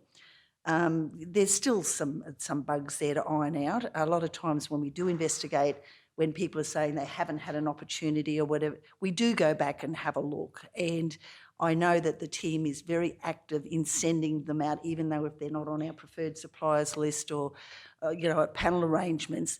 Louise does invite locals to say, this is being tendered for, have a look on the web page, and does remind people to do that. So it is well advanced. Simon is working on the background there as far as business systems to make sure that all the orders and that flow through, and so we're cleaning it up and getting rid of all the bugs in that end. So that's where we're up to at the moment, Councillor. Thank you. Through you, Mr Mayor. Just on where I'm getting like isolated cases of people who are complaining, do you think that it would be that I should send that through as an email just to flag it, so that you can, if there's a bug there, you've missed something that could be sorted through that process? If I just send a quick email to you, or how would you like me to proceed with that? Yeah, through you, Mr Mayor, we'd love to hear from you, Councillor, because I'm anxious to sort of make sure that we do twig everything and that everybody is included. And sometimes there's people choose not to go through putting their businesses on. They find it's onerous, and I know Louise actively goes and sits with some suppliers, and because they're only small businesses and they don't have maybe the experience or the time to do that, and she has physically gone and sat with them. But I'd appreciate anything like that we can look into and assist anybody. Thank you. Thank you. And just through you, Mr Mayor, just one final question. Just on page 107, are we on track to complete the Cumbia works by Christmas, as we did tell the community we would have it done?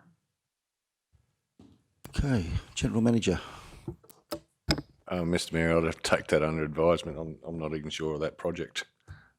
Sorry. Just acknowledge that Manager Lowe is acting General Manager at the moment, and he's very much in the water and wastewater space. So, General Manager O'May, did you have any information on that to share with Council at this stage? Yeah, through you, Mr Mayor. Yeah, no, I haven't actually got any specific information on that project, but yeah, we can certainly bring that back up as a question on notice. Yeah, if we could have that, perhaps come back to the Infrastructure Standing Committee next week, Acting General Manager, just an update on on expected timeline for completion of Cumbia CBD streetscape. Thank you. Okay, further speakers in relation to this item? Councillor Henson. Yeah, just on that issue, Mr Mayor, in conversation, Cumbia has brought it to our attention that they're having their 100-year centenary on the 4th, correct me if I'm wrong, I think the 4th of September. So management and staff are working that date in and around that project. Thank you. Further speakers? We'll go to the vote. Those in favour? Carried unanimously. Thank you all. 10.3, administrative arrangements to council policy and associated documents. Organisation structure change. That's at 155, where the Standing Committee has recommended that South Burnett Regional Council endorse administrative amendments to be made within Council's policy governance framework and associated documents reflective of the change to the organisational structure. Do we have a mover? Councillor Potter, seconder, Councillor Henson. Speakers? To the vote, those in favour? Carried unanimously. Thank you all. 10.4, adoption of the South Burnett Regional Council Technology Public Access Policy, Strategic 019 at 156. Committee has recommended that Council's Technology Public Access Policy, Strategic 019, be adopted as presented. Do we have a mover? Councillor Potter, seconded Councillor Duff. Speakers? To the vote, those in favour? Carried unanimously. Thank you all. 10.5, monthly financial information at 160, whereby this was, again, presented to a standing committee meeting, from which the recommendation is that the monthly financial report, including capital works and works for Queensland, as at 31 March 2022, be received and noted. Do we have a mover? Councillor Henson, second Councillor Duff. Speakers? To the vote. Sorry. Speakers, sorry, Councillor Duff. Just on page 160, the rates in arrears 12.91%. It's over target of 7%. I'm just wondering, is that a concern, or is that just because, you know, are we concerned about it, or is it on track? Is it sort of tracking and we think we're going to pick that up, or where's that at? Thank you. Thank you, General Manager. Thank you. Through you, Mr Mayor. No, Councillor, that we've just levied, and because we've levied, that escalates the percentage at the moment for outstanding rates. But we're also in the, and our target is 7%, but you'll see, I don't have the, sorry. Yeah, what is, I'm just trying to find which page the actual Page report is. 177. Yeah, but I've just got the Council. printouts, I'm sorry. Because of what's happening is this sale of rates in arrears. We've got, I know the statistics, where are they? We're done here showing how many we have on payment arrangements, which is nearly 50%, I think, from memory. I'm just trying to find the right page. There, but we currently are in the process of advertising now for our sale of rates in arrears, where we've served the notice of intention on all of our outstanding rates, the ones that have been identified for 3 years and over. And the ones that have been returned, there's a definite time frame about when we send them out and when we can action them through the local government regulations. So we now have to advertise for all of the returned intentions to sell, and we have to advise the people that our intention is to sell their properties only by the property thing to comply with legislation. As a result of those being served, we've had several removed from the list for sale where they've been paid, the rates in arrears have been paid, and also we have had contact from mortgages like the banks and that, where they have paid that as well. So that will again impact when we take them, that will decrease these rates in arrears as well, Councillor. But I was just trying to find the ones that are on payment plans. General Manager O'May.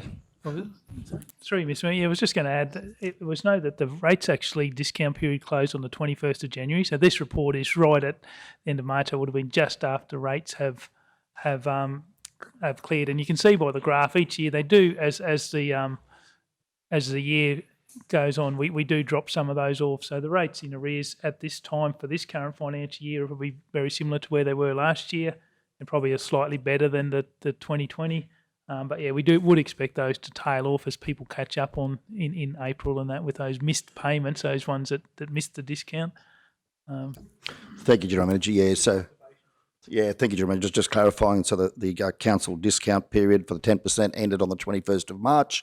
This report is the 31st of March, which is 10 days following that, and clearly this would be those ratepayers who hadn't taken that discount opportunity or had longer term debts with council, which are going through our normal processes.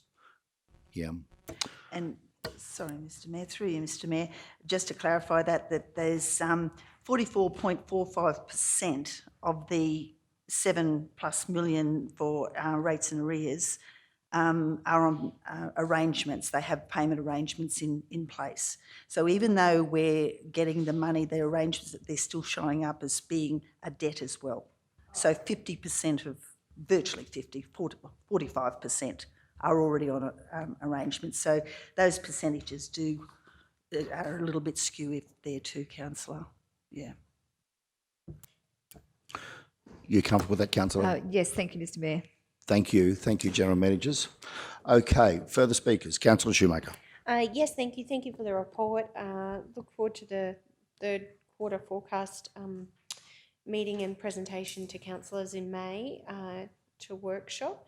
I just had one question in relation to, just really mindful of the supply chain disruptions and the volatile market conditions at the moment with COVID-19 and the issues in terms of getting materials and costs of materials.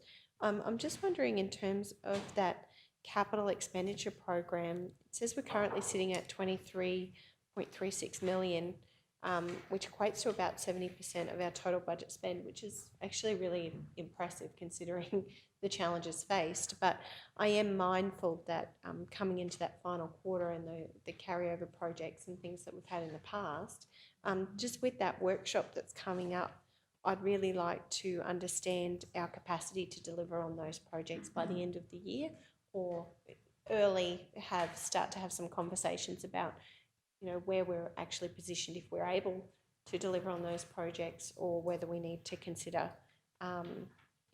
rebudgeting for them in the next year. Is that something that is potentially could be discussed at that workshop, General Manager Jarvis? Yeah, General Manager Jarvis and General Manager O'May, if you could, thank you. Thank you. Through you, Mr Mayor. Thank you, Councillor. You are correct. First of all, the capital there is, our program's 33.3 million. The actual and committed is 23.36 million, which is 70% actual and committed. However, the actual is 47.8% that has been, So we are in constant touch with the managers and that to see how they are tracking. But I suggest that we can definitely include that in a capital program. You'll notice the RMPCs there that we've been guaranteed there that they will be delivered, and the RPCs will be delivered by the end of the financial year in line with their committed program. You'll see there's only, in the income statement there, it's only 34% their sales revenue has been expended there. So, so we are constantly in touch with the managers saying, where are you up to? What are you doing? Do you need a budget adjustment? But we certainly would like to, we can include that in a capital discussion by all means.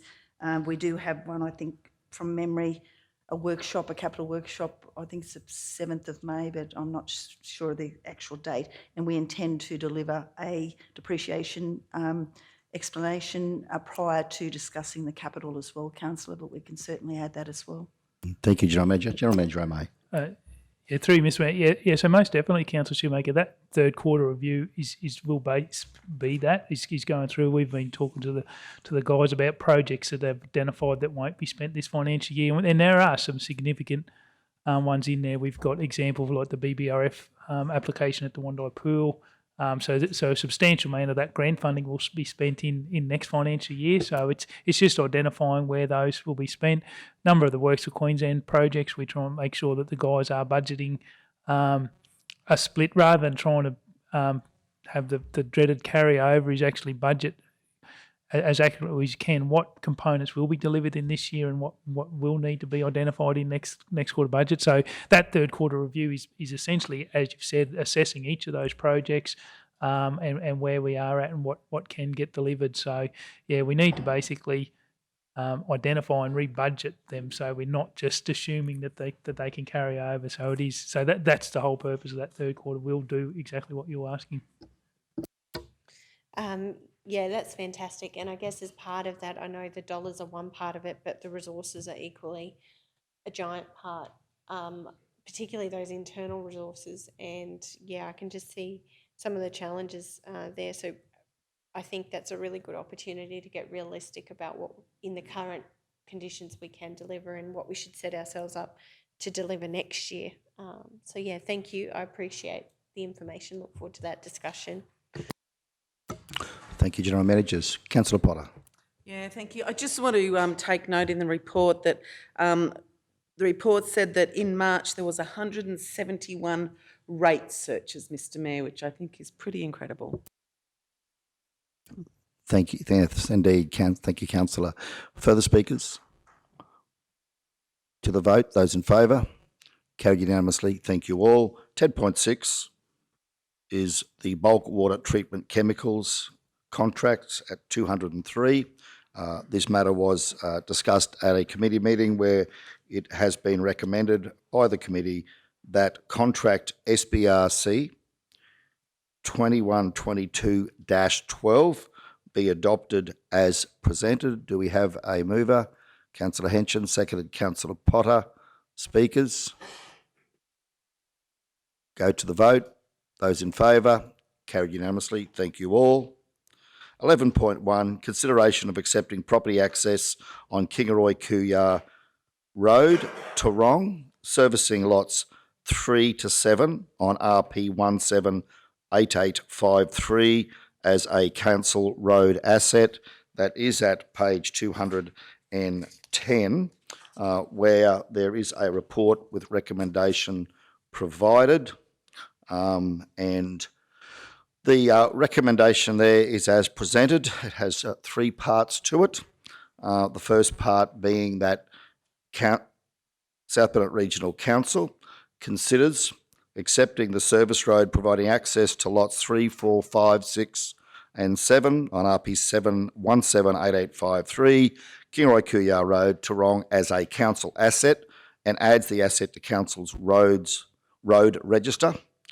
Considers accepting maintenance liability of the service road and provides written advice to landholders and impacted landholders. And 3, considers any capital improvements required as part of its annual capital budget considerations.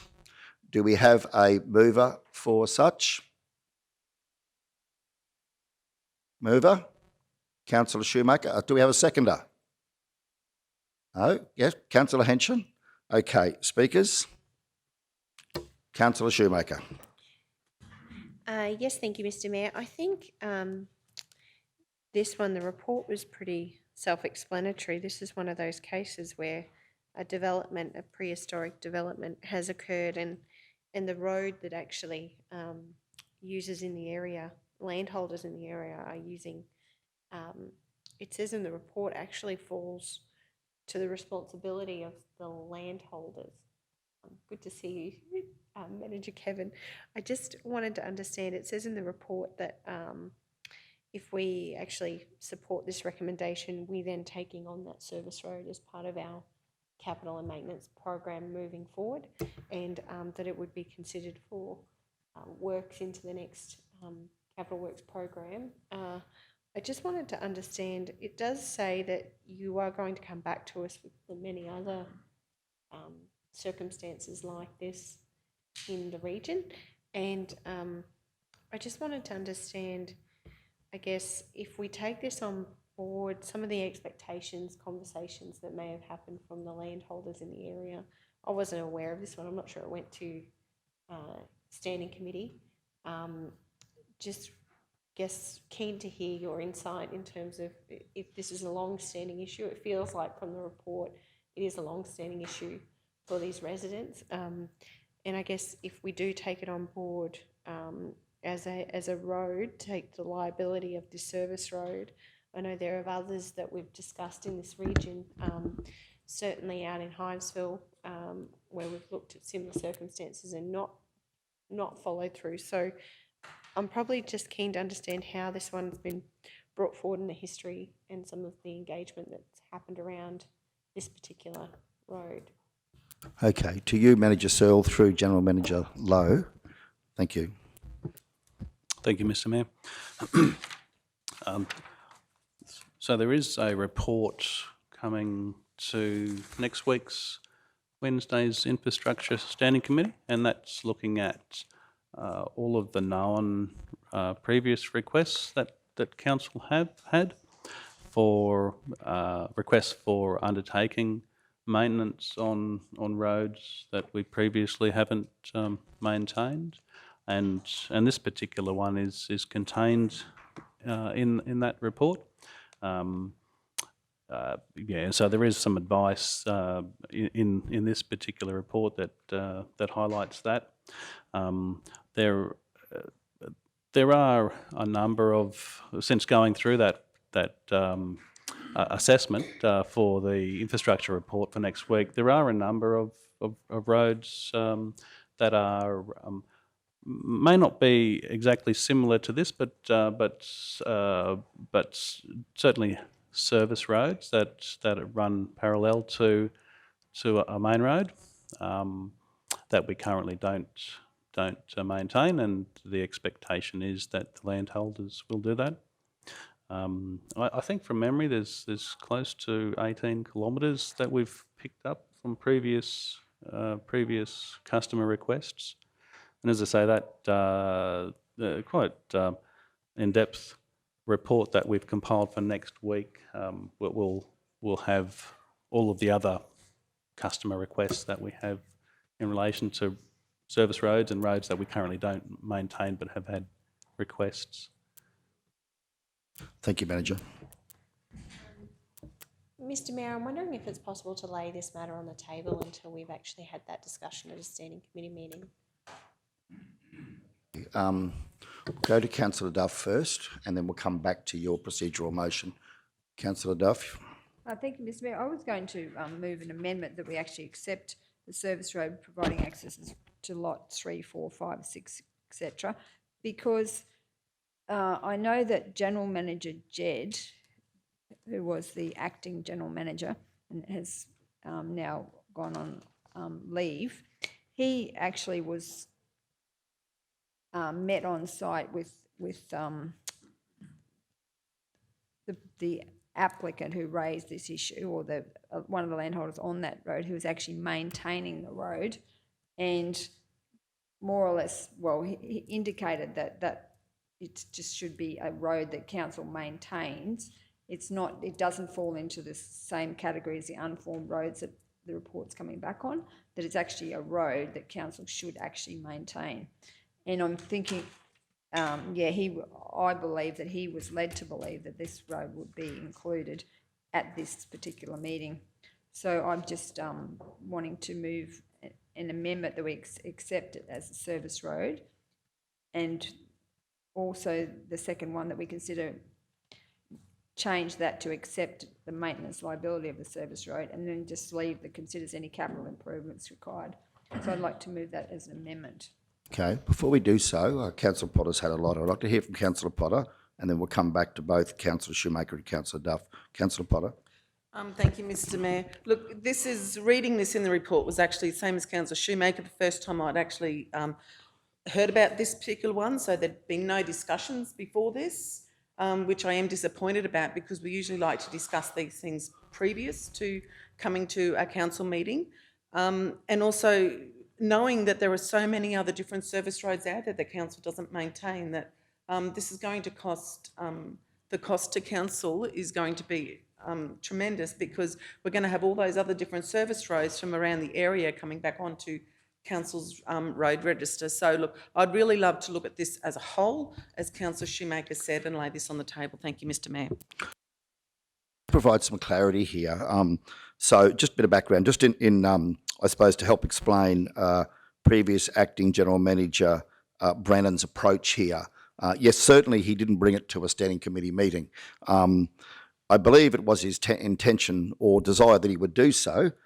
Jed has met with the resident concerned on the road and looked at the road, looked at what needs to be done, and has indicated to the resident that he would bring a report forward to the April ordinary meeting of council. I also met with the resident out there, as has Councillor Duff, at the request of the resident specifically, who was quite distressed at the time.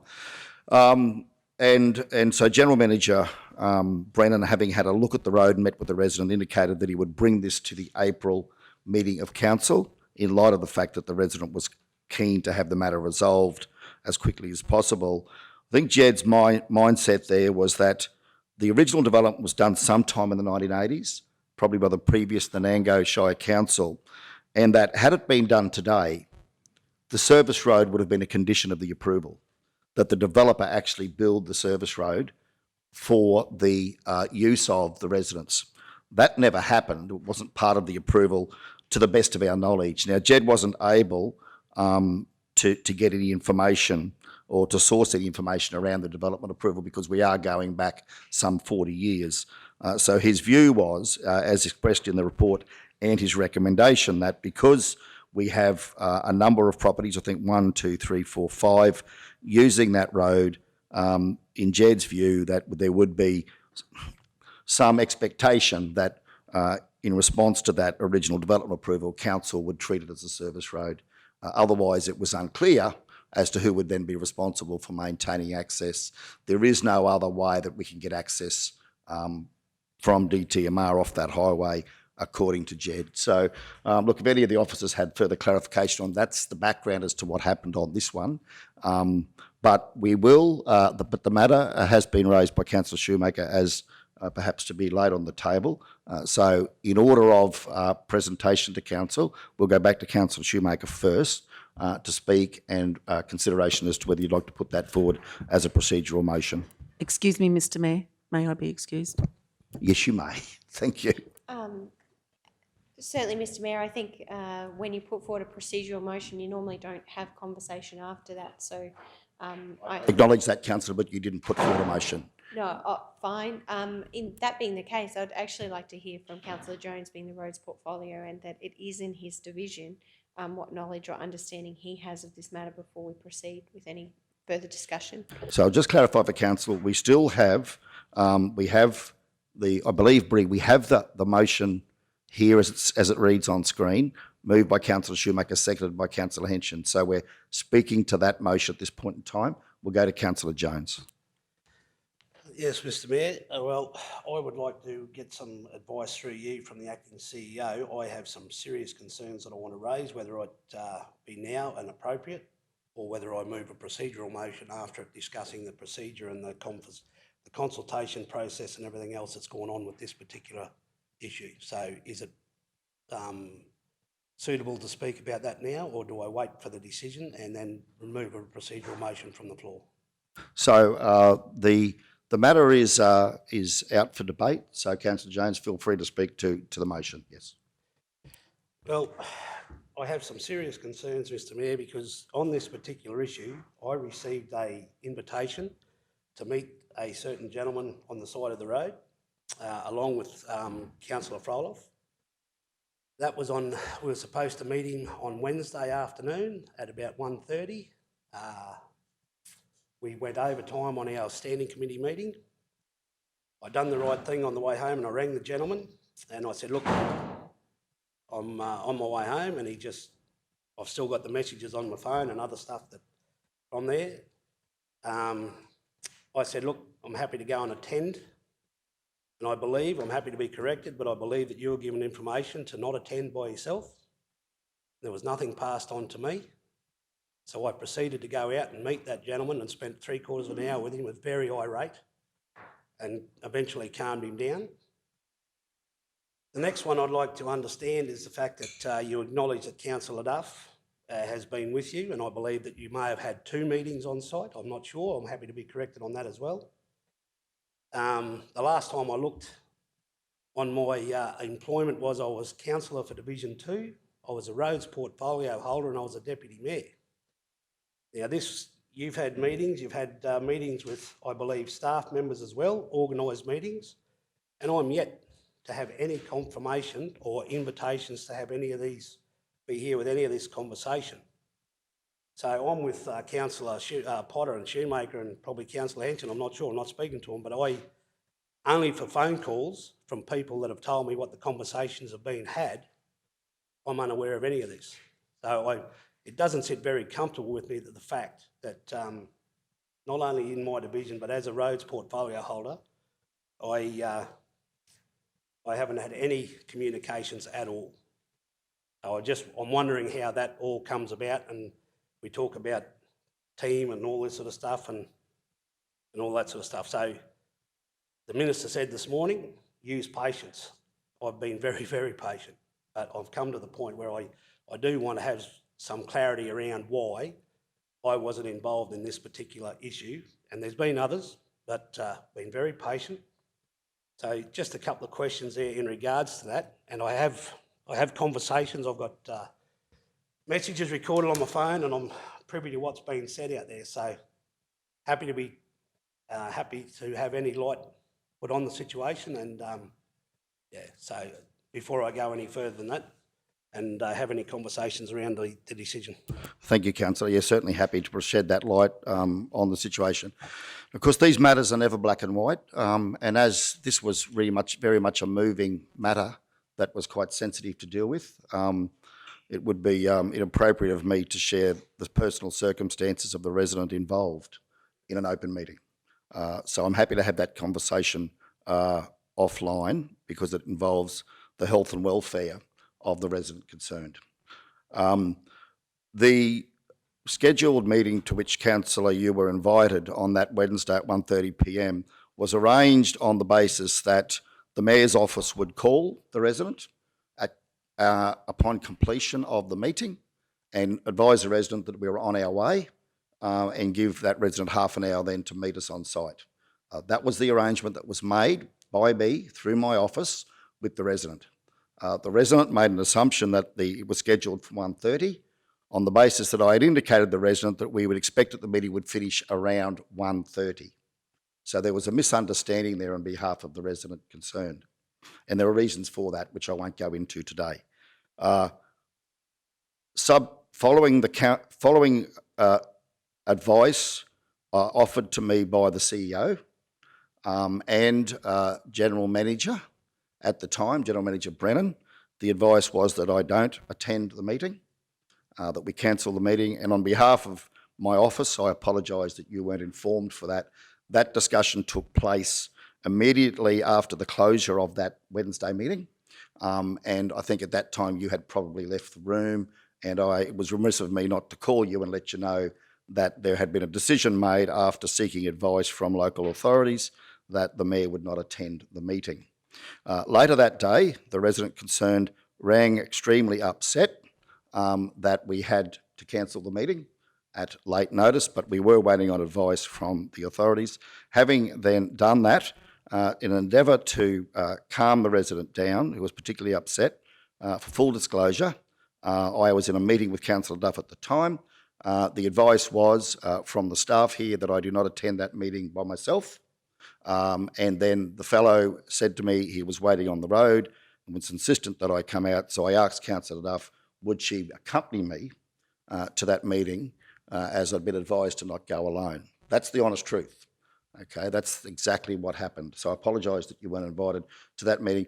We then had a follow-up meeting involving General Manager Brennan that was organised. And yes, Councillor Duff did attend on the basis that Councillor Duff had built what I suggest, an element of trust with the resident and was able to use her skill set to be able to manage the resident's frame of mind and concerns at the time, a skill set that I didn't have in terms of supporting that person.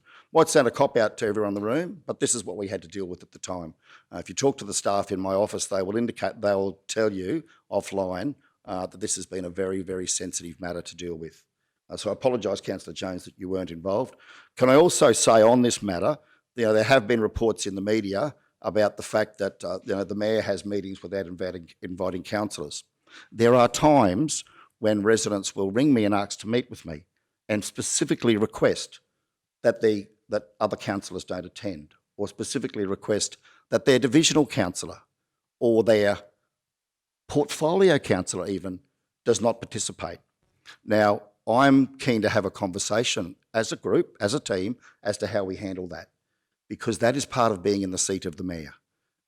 And if it happened to me periodically, where people will ring me or ring my office and they will say to my EA, we want to meet with the Mayor, we don't want anyone else at the meeting, other than perhaps the General Manager. I'm still working out, and we're still working out in my office, how we actually deal with those sorts of requests.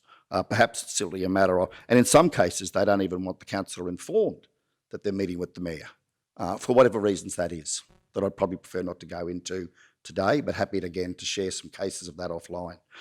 That were the circumstances. Yes, General Manager Brennan did meet on site. No commitment was given by myself and Councillor Duff at any meetings I was at or any discussions I had with the resident, other than the ones given by General Manager. We allowed him to make the statements to the resident. His statements were at the meeting that he would go back, look into the matter, provide a report to Council with a view to having it to Council before the end of April, and that he would be seriously considering recommending to Council what we see in front of us today. And that's exactly what Jed went ahead and did. So I apologise if you weren't invited to the subsequent meeting, Councillor Jones, and the fact that you had to go through that. But I would ask that there's some consideration of the fact that this was a very sensitive process that we had to go through. And happy to have that conversation with you offline in relation to the residents' particular circumstances. Okay, so Councillor Schumacher, back to you in terms of, are you proposing to move a motion in relation to laying the matter on the table? Mr. Mayor, I think the conversation's been blurred from the subject that we've got here on the table to a whole nother conversation. And to be honest, I think as leaders of our region, we need to find a way to work together to resolve these matters. These are simple matters, and by all means, I respect the views of the people, but everybody in this room has been elected by the people of this region. So we need to work together to address matters like these, not push each other apart. I think a leader is somebody who... Councillor, can I interject? I'm not prepared to get into a debate in terms of my leadership today. I have endeavoured to do the best that I can in the role of the Mayor in responding to the community. Now, councillors, you asked me to answer the questions of Councillor Jones. Councillor Jones asked me to shed light on it. I shed light on the circumstances that gave rise to the matters that happened. Now, yes, there are matters that need to be resolved by this council as to how we operate. And I'm happy to have that conversation, but I'd like the matter at hand now, as you say. Let's come back to the matter at hand. We have a motion in front of us. Let's consider that motion. So can we please speak to the motion, or a procedural motion or amendment if you choose to do so? Certainly, Mr. Mayor, it's certainly not good governance to be making decisions on the fly or with not the full information. So I think it's irresponsible for our council to actually make this decision at this point in time based on the conversation we've just had. And I would like to move a procedural motion that it lay on the table until the Infrastructure Standing Committee meeting next week. Okay, we have that moved. Do we have a seconder? Councillor Jones? Okay, those in favour? Councillor Jones, Potter, Henson and Schumacher. Thank you, Bree. And those against? Councillor Duff and Otto. Matter will lay on the table. Thank you, General Manager. Thank you, Councillor.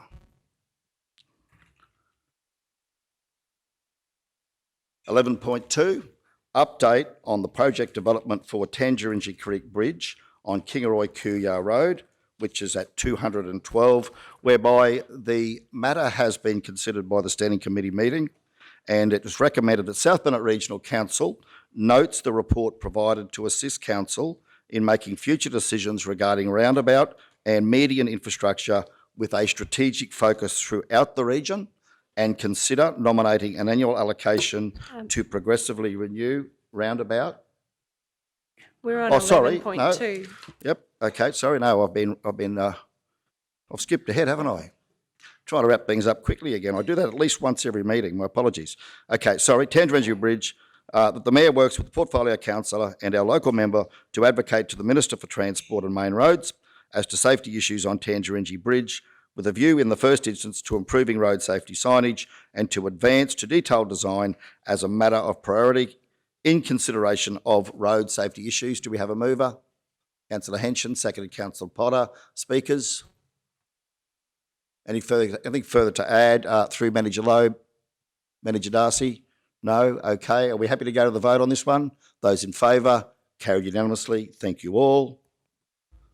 Okay. Now we'll get on to the median strips and the roundabouts. My apologies. 11.3, 213. As presented there, committee has recommended, as I said before, that we note the report in making future decisions regarding roundabout and median infrastructure with a strategic focus throughout the region, and consider nominating an annual allocation to progressively renew roundabout and median infrastructure as part of the 22-23 Capital Works Deliberation. Do we have a mover? Councillor Potter, seconded Councillor Jones. Speakers? Councillor Schumacher. Yes, thank you, Mr. Mayor. I wanted to acknowledge the work the team's put into this analysis and the program ahead. I think this infrastructure in our community, roundabouts and medians, really play a big role in the way our town looks and feels. And I'm really excited about working with the team to put together a program to renew the infrastructure that we have around our towns over the coming years. I think this will go a long way in terms of improving the livability and the pride in the streets in which so many of our residents maintain beautiful gardens, and I think it's important that our streets look and feel good. So I'm really excited about this one. Would like to acknowledge our graduate Cody, who's just done an incredible amount of work in really weighing up all of the options and ensuring that council does make a responsible decision with this one. So I'm fully supportive of the recommendation and would like to thank Cody for all of his efforts. Okay, thank you, Councillor. Further speakers? We'll go to the vote. Those in favour? Carried unanimously. Thank you all. 11.4, options for dust suppression on Lanigan Road, Glen, Devon, which is at 214, whereby the committee has recommended that South Bennett Regional Council develop as part of its operational plan in 22-23 a dust sealing policy. Do we have a mover? Councillor Schumacher, seconded Councillor Duff. Speakers? Councillor Schumacher. Yes, thank you. I think based on the petition and the discussion we've had this morning around the dirt road there at Burt Road, I think it's really important that we look at all of our dirt roads across the region and really make some set our team up for success in terms of identifying which ones we should really be looking to seal into the future and which ones that just purely aren't possible. We're maintaining an enormous amount of road network, and it's pretty clear through the budget discussions that we had, and we could spend a whole lot more money and still not have the level of service that we all require or desire. It's a real challenge for a council like ours, and I think this dust sealing policy is a really great opportunity for us to really look at these challenges across our region, to look at the many unsealed roads, and to look at how we may be able to limit the impacts of dust on residents and form a forward plan. So I'm looking forward to working on this one. I think it's an important policy for council and will help guide future capital decisions around the sealing of roads, particularly when the cost of such can be around $900,000 a kilometre. It's really important that we have a policy to help guide our decisions in that regard. Thank you. Councillor Jones. Yeah, thanks, Mr. Mayor. I just want to confirming that it's a dust seal policy. We're not actually nominating any roads as such. I know that we've just mentioned Lanigan's, because I know this has been tried in the past and it's not going to be the answer. And as Mrs Hayden spoke about this morning, it's dust issues, and people will be happy to see the dust go down, but keeping in mind that this has been tried in the South Burnett before and it hasn't been overly successful. So it's going to take at least 2 times a year. And Councillor Schumacher alluded to it, that instead of $1,000 a kilometre maintained with a formation grade, it's going to go up to $4,000 or $5,000 twice a year. So it is a significant cost, and if we start putting names of roads up, yes, Lanigan Road, as Councillor Froeloff has fought for a long time and all that sort of stuff, I can throw Ogilvy Road straight in there. Just as many people living on Ogilvy Road on a 5-acre block and all that sort of stuff down in Blackbutton. I'm sure, as Councillor Schumacher alluded to, a number of roads right across, well, every road across the South Burnett that's dirt people would certainly be pushing for it. So I just want to clarify that this is putting a dust seal policy together, and then we will have an opportunity to discuss further when we decide, once that policy's in place, the roads. Yeah, thank you, Councillor. I can answer that. This policy, my understanding is the intention here is certainly not to identify individual roads at this stage, but to provide a draft policy through Council's governance framework for consideration in the next financial year. But seek further clarification from you, General Manager O'May. Yeah, through you, Mr Mayor. Yeah, so this item was brought just as we'd had a request about Lanigan's Road, and so that was when it come to the Infrastructure Standing Committee. That's why Lanigan's Road was noted in the report title, but the policy is actually an operational policy for all of council. That was just how it came to the table, was that there had been a request for Lanigan Road, as there had been for many others. But yeah, the policy isn't about Lanigan's Road itself. It's about a dust sealing policy for the South Burnett. Thank you, General Manager. Further speakers, Councillor Duff. Thank you, Mr Mayor. I noted in this morning's deputation that it was actually indicated that it's the different types of gravel that make more dust. And I have noticed that over the years too, that if some people complain if it's a particular gravel. So I think in that policy, I'd like to see that be looked at, not just whether we're going to bitumen certain roads, but what gravel we use and the impacts that have. Because, some people just say, oh, that red gravel, it's just terrible, and it causes so much dust, and then you put a deco on it and it makes all the difference. So it's not just about bitumen sealing, it's actually about the type of gravel we use as well, I believe. Thank you. Thank you, Councillor. Duly noted. Okay, I'll probably just want to bring to the attention too of the community that there is a report coming back to a future committee meeting in relation to options with perhaps ripping, compacting and mixing a proprietary product on Lanigan Road as a potential trial over the course of next financial year. But that is not something that Council has considered yet. We'll look forward to that report coming back into the future. This is very much a separate matter, which is about Council giving a commitment to develop a policy around dust sealing on those roads. So any further speakers before we go to the vote on this one? Okay. Yes, Councillor Henson. Thank you, Mr Mayor. Yeah, look, just talked of in the standing committee, it was also mentioned, or I'd made mention of the roads, and no doubt throughout the process of doing the policy, the gradient on these roads is extremely important as well that we look at, and no doubt Manager Searle here would know exactly what I'm talking about there. So that's extremely part of this policy as well. Thank you. Further speakers? To the vote. Those in favour? Carried unanimously. Thank you all.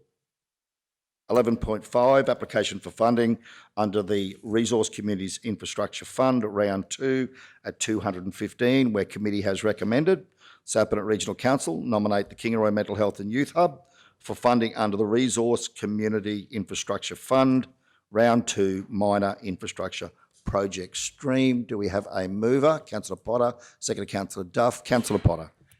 Yeah, Mr Mayor, look, I'm actually just curious whether we major should be in there as opposed to just minor. I know in the original one we had said minor or major, but just wondering whether we can put major back in there. Bri, can we just change that to major? I think Councillor it's a Potter's major. understanding is that the costs will be above the minor threshold. General Manager, would that be correct? That's correct, Mr Mayor. Thank you. Councillor Duff, are you comfortable with that slight change? Yes, Mr Mayor. Good, thank you. Okay. Further speakers? Councillor Duff, have you got your light on? No? Councillor Schumacher? Yes, thank you. I'm really supportive of the intent of this project. I think it's a brilliant project. I do have a number of questions about the project, and I'm a little bit concerned at the rate and the pace at which we're putting together an application. I'm actually wondering and would like to understand whether, like, this project for me has gone from the discussion around using a building that we already may have or lease or look to lease, to potentially buying a site, to potentially building a new facility. I'm not fully aware of the conversations that have been had inside since our meeting where we discussed this project in terms of tabling it. But General Manager O'May, are you able to give a bit of an update in terms of how much we're applying for, what we're actually proposing to do with the funds? And then I have a number of questions after that. General Manager, thank you. Yeah, through you, Mr Mayor. Yeah, that's probably an accurate assessment of moving feast. This has is currently being thrown together at a rapid pace. The application's closed this afternoon at 5 p.m. There are a number of outstanding questions, and it has moved. It is a construction base, so it is constructing community infrastructure. We did run into the issue about, because we had first identified leasing a building and so it is basically, the building is to house the mental health precinct or a number of activities within the mental health and youth hub. So the initial idea was to lease a building. We've been advised that would probably fall outside the guidelines, and it really is looking at constructing a facility. So it's something we did want to raise with council today. We have identified that if we do need to go to a greenfield site, our only available site really that's tangible at the moment would be the Pound Street site. So we are putting applications together for a construction of a building, say potentially utilising the Pound Street site, because we do, just weighing up the potential success of the application is going to be trying to meet the guidelines. And if we've got questions around leasing a building and we haven't got a secured lease, whether we are shovel ready, all weakens the application. We probably did want to talk to council about the option of identifying a parcel or part of Pound Street as part of the application. Yeah, thank you for the summary. I guess in all of the discussions that we've had, I'm thinking about our challenges as a council moving forward, our key role in supporting the wellbeing of our community, and I can't support this application for this round. I'd actually like to see us go. Sometimes you have to go slow to go fast, and I just feel I absolutely support the intent of the project, and I think it would be a wonderful project to have in a region like ours. My concern is which level of government is responsible for health, and the level of government responsible for health is the state government. I would like to really understand what project partners we have to be a part of this project. I'd like to understand, if we construct a facility like this, how it impacts on our depreciation. I'd like to understand our service model. How many resources are we actually going to allocate to running a facility like this, to keeping the doors open? Will this end up being like the private hospital, where we have a facility and we're not able to, because we don't have the funding to man it? These are questions that I have that I know together we can work through and find the answers. I just don't feel we've had enough time to really concentrate on those answers. So I'm fully supportive of the project, but I would like to propose that we actually keep working on this application, and then that we get it ready for another future funding round, that we're not ready at this point in time. That's what I'm hearing. I don't want to rush this, put in a half-baked application. You know, heaven forbid we get the funding and then it's not enough money, or it's too much money, or we haven't really thought it through. I don't want to set our council up for that discussion. So I guess I'm not supportive of this current motion. I would like to propose we keep working on this application and bring it forward. Unless there's information that I've not been privy to, I feel like it's just not the right time to push a major construction. Because I imagine if we're talking about building a facility on Pound Street, we've had conversations around Pound Street. I know there's developer interest and many conversations that have been had in this chamber about the potential of Pound Street into the future. So yeah, I have a number of question marks. I'd certainly like to hear how my fellow colleagues think, and if they've got more information to present, I'd welcome it. Thank you, Councillor. Okay, we're going to give every councillor opportunity to speak to this one, of course, as we always would, and then we'll come back to Councillor Potter. Perhaps he'll be able to address some of the questions and to conclude with closing remarks. So does any other councillor wish to speak before we go back to Councillor Potter? Councillor Duff. Thank you, Mr Mayor. I believe that the CEO, Mark, supported this when we had the Community Infrastructure Committee meeting, because it was to complement the application that we put to the Minister through David Littleproud's office, is to try and get a mental health hub, and through the PHN and for the youth, and there was a whole host of things that we put forward there. We're hoping for an announcement in this election process. I'm confident that something good's going to happen with regards to that. As part of that commitment, we actually said that we would provide the buildings. So the idea of this application, and I don't think that we have time to wait. I think that we've been absolutely waiting long enough to do something about mental health, and this is an opportunity. And if we do get the funding through this particular process, what a wonderful outcome that would be if we have an election announcement and then we get this funding. Otherwise, we're not going to have the buildings to provide to support the PHN if we do get that if we are successful with our original submission. So I absolutely support Councillor Potter and General Manager O'May and everybody that's put this application together. They've got their heads together and they've worked out what may work. And I don't, as I said before, I don't think we've got time to wait any longer, because every time we wait one more day, we are losing so many people in our region with suicide, and mental health is one of the biggest issues that we have to face in our region. And this is an application that still is going to take a long time to process and see if we actually get it, let alone putting it on the table and waiting for longer and longer and longer to actually address what needs to be addressed right now, and it should have been addressed yesterday. Thank you, Mr Mayor. Other councillors? Councillor Jones. Thanks, Mr Mayor. Totally agree. Both comments have got valid stuff, and just want to just clear it up, Councillor Duff, that 100%, but we have to go to a greenfield site, General Manager. That's because we haven't got any buildings to offer. We're starting from ground level. That's correct. Yeah, through you, Mr. E. Yeah, that's correct. We did, the sites we were looking at investigating had actually previously been sold. So if we could buy and can reconstruct, but yeah, that doesn't appear in the time frame, because this has also got to start construction in September. Yeah, thanks, Pete.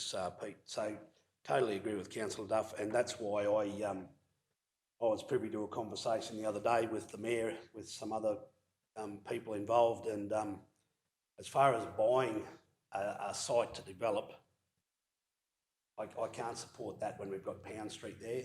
I think Pound Street is very close to the centre of town. It's got room to expand or whatever. We're talking about a possible education centre, all that sort of stuff, put them all in together. Why do we need to go and buy a piece of land and develop it when we've got the perfect position perfect block of land that we're struggling to get rid of, and we're not asking to take it all off. And we're talking about Pound Street in confidential later on, but I just think it's a prime opportunity. Councillor Duff's right. I heard this morning 9% of workplace injuries are now caused by mental health and stress, and it's climbing at a rapid rate. So mental health, and I'm sure Councillor Schumacher has the same opinion as everyone else, and Councillor has raised some very valid questions in what she's put forward there just 5 minutes ago. But I do agree that we do, every minute, every day that we waste, there's a possibility that someone else's life is taken. And yes, we've got to work through it. We've got to make sure it's right. And I will support this and using the idea of Pound Street. I think it's perfectly situated.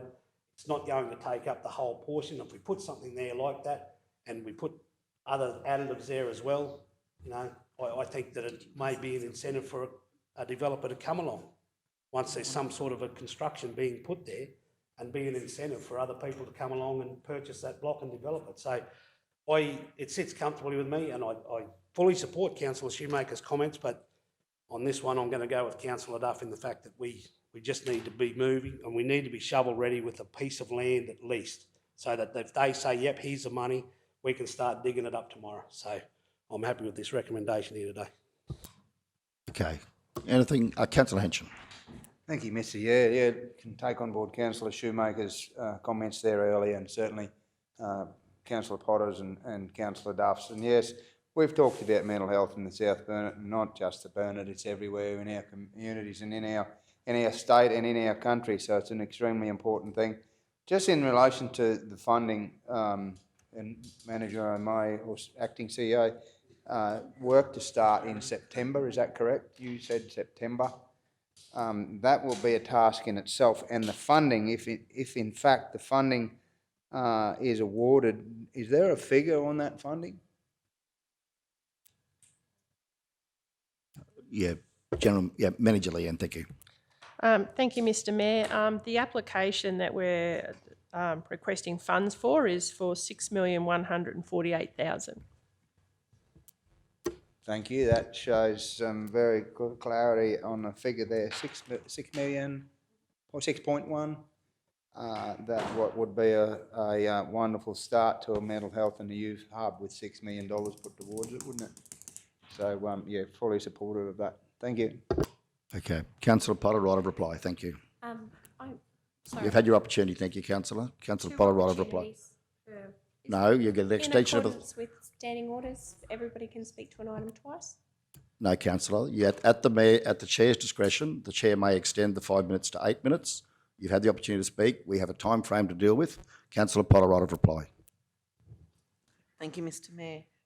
No longer is council just responsible for roads, rates, rubbish. I think we've all accepted that fact. We now have to start looking after our youth and our community as a whole. We also need to make sure that our rate of suicide doesn't get any higher than what it is. Councillor Duff's already mentioned that. We have one of the highest rates of suicide in Australia. So that is something that cannot be looked at lightly. And I think as a council, it's almost it is our responsibility to be doing something about this. We need to also acknowledge the fact that our staff have worked really hard in this place. Jennifer Poynton has worked extremely hard on this application. And also we need to point out the fact that we've got supporting partners in this with PHN and CTC, along with any others, I'm not too sure, but I know CTC and PHN, we've got support from them in this space as well. Thank you, Mr. Mayor. Thank you, Councillor. We'll now go to the vote. Those in favour? Councillor Duff. We'll just wait for Councillor Jones to come back in. We're going to the vote, Councillor Jones, so we'll wait for you to get back to your chair. We'll hold those. Councillor Jones re-entering. Okay, so we're voting on the matter. Those in favour? Councillor Jones, Duff, Potter, and Henson and Otto. Those against? Councillor Schumacher. Carried 5 votes to 1. Thank you. 11.6, Bridges Renewal Program at 216, where the committee has recommended that South Burnett Regional Council submit the following project for the Bridges Renewal Program: Home Creek Loop Road. Do we have a mover? Councillor Jones, seconded Councillor Duff. Speakers, Councillor Jones. Oh, this has been identified, Mr Mayor, for a long time, and I think it's well overdue. So to me, it's a straightforward one. It's a priority in our region. So yeah, happy to support. Further speakers? Shall we go to the vote? Those in favour? Carried unanimously. Thank you all. 12.1, Housing and Homelessness Forum, 22 July 2022. That's at 217, where the committee have recommended to Council that the South Burnett Regional Council support the South Burnett Housing Forum Working Group by way of hall hire and insurance for the Housing and Homelessness Forum to be held in the Kingaroy Town Hall on Friday, 22nd July 2022. Do we have a mover? Councillor Potter, seconded Councillor Schumacher. Speakers, Councillor Potter. Thank you, Mr Mayor. Look, we did discuss this during the standing committee meeting, but this is something that Councillor Schumacher and myself feel very strongly about. And I think having the Housing and Homelessness Forum here in Kingaroy, similar to the one we attended in Bundaberg, would be very beneficial to our community. It will be open to the whole community, not just to certain members. So we do acknowledge that this is a community meeting space where we need everybody's input. So thank you, Mr Mayor. Further speakers? No, we'll go to the vote. Those in favour?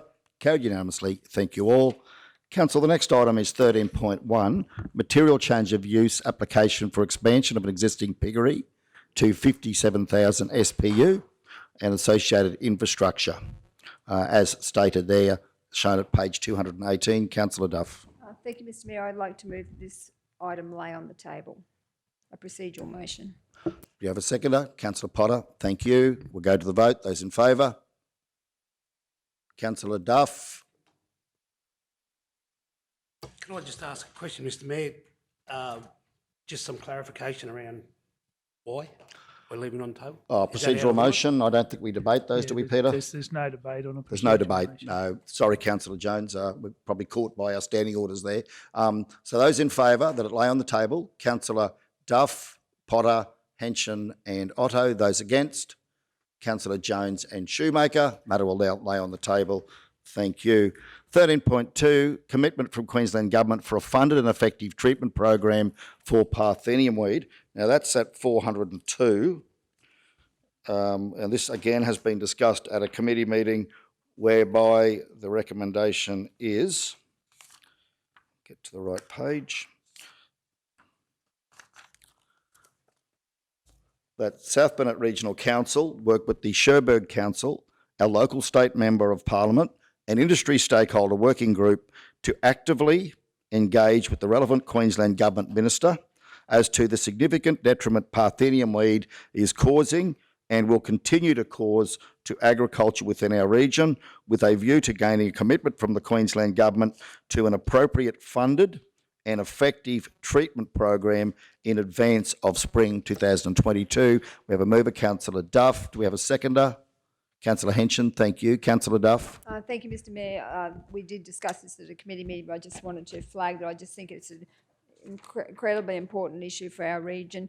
The outbreak of Parthenium since the floods around that Cherbourg area is serious. Cherbourg Council on board. We need to bring everyone to the table, form a working group and really address this, because the potential for ruining cropping land, agricultural land across our region is enormous. So just really keen to support this. Thank you.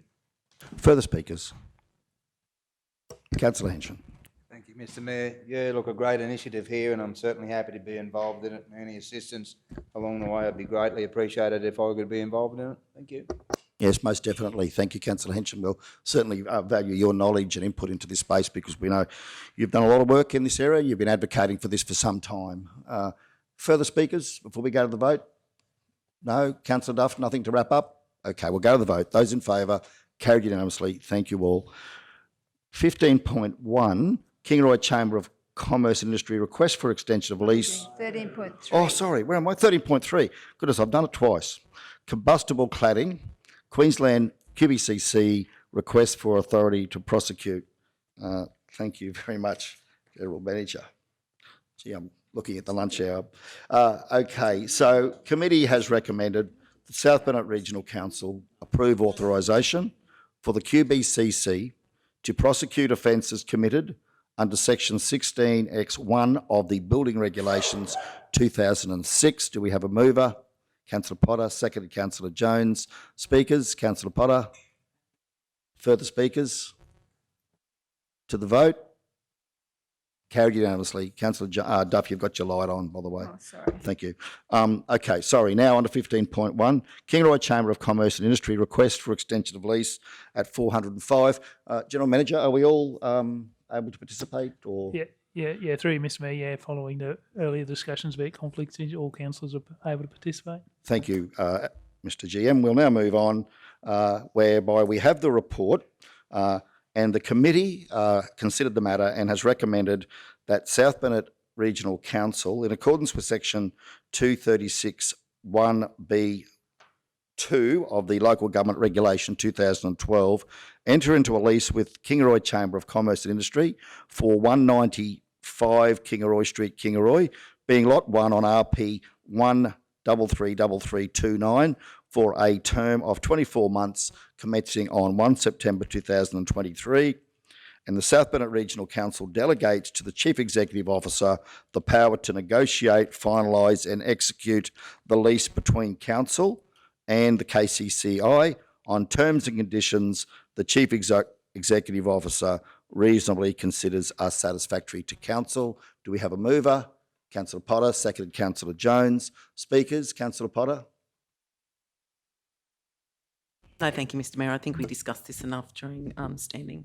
Thank you, Councillor Potter. Further speakers? Councillor Duff. Thank you, Mr Mayor. So I won't be supporting this, as I believe that we should have a clause in the lease agreement to ensure that council retains the right to put a walkway through. It is what the community wanted. It was why we purchased the shop in the first place.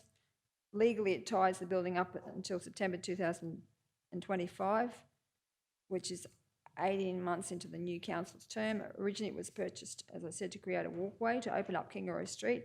I believe we should talk to the businesses and community first before we lock this up for 3.5 years. I'm just wondering, where is the community engagement on this? What do the people of Kingaroy want, including the shop owners, but as well as the residents of Kingaroy? We have a policy about community engagement, and I think that we should consult the community first before we make a decision that will tie this shop up for another 3.5 years. I'm very concerned about the fact that there's been no consultation with the community. Thank you. Councillor Schumacher. Yes, Councillor Duff, while I respect your view, I have to disagree. I think we're actually unlocking the potential of our small business community through this project. I think it's a really exciting project and an exciting collaboration that I know the Chamber of Commerce will be speaking about the work they've done with our council and across our region this week at the Small Business Friendly Councils conference, where the Commissioner has come, and our region still has only just been pipped at the post by Sunshine Coast Council, who had the most number of business groups that actually sign on to the Small Business Friendly Councils Charter, which is really exciting, and that's around empowering our local business community. I think this is an exciting opportunity. It's an exciting opportunity to build on the strong relationship that we have with Kingaroy Chamber of Commerce, but also an opportunity to expand and support other business groups in our region. So I'm fully supportive of this. I think we've built a great relationship. I think the opportunity into the future to really harness small business, digital economy, and provide a space where people are innovating and creating together is exciting, particularly here in Kingaroy, and fully supportive of the lease and fully supportive of the work the Chamber of Commerce is doing, and really looking forward to seeing this follow through. I also know that in the conversations I've had with some of the members, if there is something that Council's really passionate about, they're open to working with us into the future, into meeting those objectives. So, and I understand, yeah, there's some great opportunities there. So I can see nothing but positive coming from this one. Councillor Henson. Thank you, Mr Mayor. Thank you, Councillor Schumacher. Yes, fully supportive of this. The Kingaroy Chamber of Commerce doing some great work within our local community and our business houses. Comment was made by myself early in the stages of this that is a seriously expensive walkway. So I think in the arrangement with the lease with the Kingaroy Chamber of Commerce, that's a win all round. With the progress going on with the KTP, it encourages people to also access those other shops around the streets rather than just walk straight through, which would be a dead horse in my opinion. But I think it's a great result for that building and the Kingaroy Chamber of Commerce and the council and the residents and shopkeepers. Thank you. Further speakers before we close? We'll come back to Councillor Potter as the mover for right of reply. Yeah, look, just a couple of observations here. There's clearly good arguments on both sides of this, and I would certainly also acknowledge the work the Kingaroy Chamber of Commerce and Industry have done, particularly under President Martu. They've really progressed with the growth in their membership and wonderful work they've been doing across the region, as well as in Kingaroy. I do hope that they're able to resource and staff the facility so that it is open for the community, because I think if it is open, it will be a wonderful start-up youth centre for small business, and I hope that it is actively and productively used throughout the term of that lease into the future. Okay, Councillor Potter. Thank you, Mr Mayor. I think the collaboration the Kingaroy Chamber of Commerce has with our community, Councillor Schumacher, correct me if I'm wrong, but I think they've got something like 150 members or something along those lines for the Chamber of Commerce. So, and it's really good for that whole community, for the Chamber of Commerce to be involved in something like this, and the work that they, not quite 130. Thank you. But look, you know, not quite 130 members, that is fantastic considering our businesses within the Kingaroy area. So congratulations to the Chamber of Commerce for the work they've done in this space. Okay, we'll go to the vote. Those in favour, Councillor Jones, Potter, Henson and Schumacher. Those against, Councillors Duff and Otto. Carried, motion carried. We'll move on now to 15.2 Ringsfield House at 406. Where committee has recommended that Ringsfield House be available for hire by the Nanango Reunion for Past and Present Residents Committee through the Nanango and Tourism Development Association on 11 March 2023 for the purpose of Back to Nanango Reunion, that council officers progress the request from U3A South Burnett, auspiced by U3A Dalby, to lease a single office space at Ringsfield House for the initial period of 6 months, and during this time ensure that U3A are given the opportunity to engage with the advisory committee, and that council progress as a matter of priority the establishment of the advisory committee as previously resolved, and incorporate community information sessions involving councillors and staff as part of the engagement process. Do we have a mover? Councillor Duff, seconded Councillor Schumacher. Speakers, Councillor Duff. Mr Mayor, yes, I think this is a great recommendation. It covers everything. It covers the Nanango, their 175 years, and then they can have that event, which is great. Then we're going to engage with the U3A, South Burnett, which is also a good outcome, and particularly keen to get this advisory committee up and running. I know the community are really anxious to see where that's at. I think we've done the terms of reference, and as a matter of priority, I think we need to get that happening, because it would be really great if we had that whole package ready to go at the start of next year, so that not only do we celebrate as part of that one event on the 11th of March, but also to have that open for the whole of the next 12 months would be awesome. Thank you, Mr Mayor. Further speakers? Nothing further. We'll go to the vote. Those in favour? Carried unanimously. Thank you all. 15.3, licence to occupy Blackbutt and District Pony Club Incorporated at 408, where the committee has considered and recommended to council that South Burnett Regional Council resolves, with the exception of in Local Government Regulation 2012, Section 236 1B2 applies to council for the disposal by way of grant of a lease to the valuable non-current asset, which is the land comprising part of 0, Crumpton Drive, Blackbutt, RPD Lot 87 on SP 102660 to the Blackbutt End District Pony Club, a community organisation other than by way of tender or auction for a term of 5 years commencing at 14 May 2022 on terms agreed between Council and the Blackbutt End District Pony Club Incorporated, and South Bennett Regional Council delegates to the Chief Executive Officer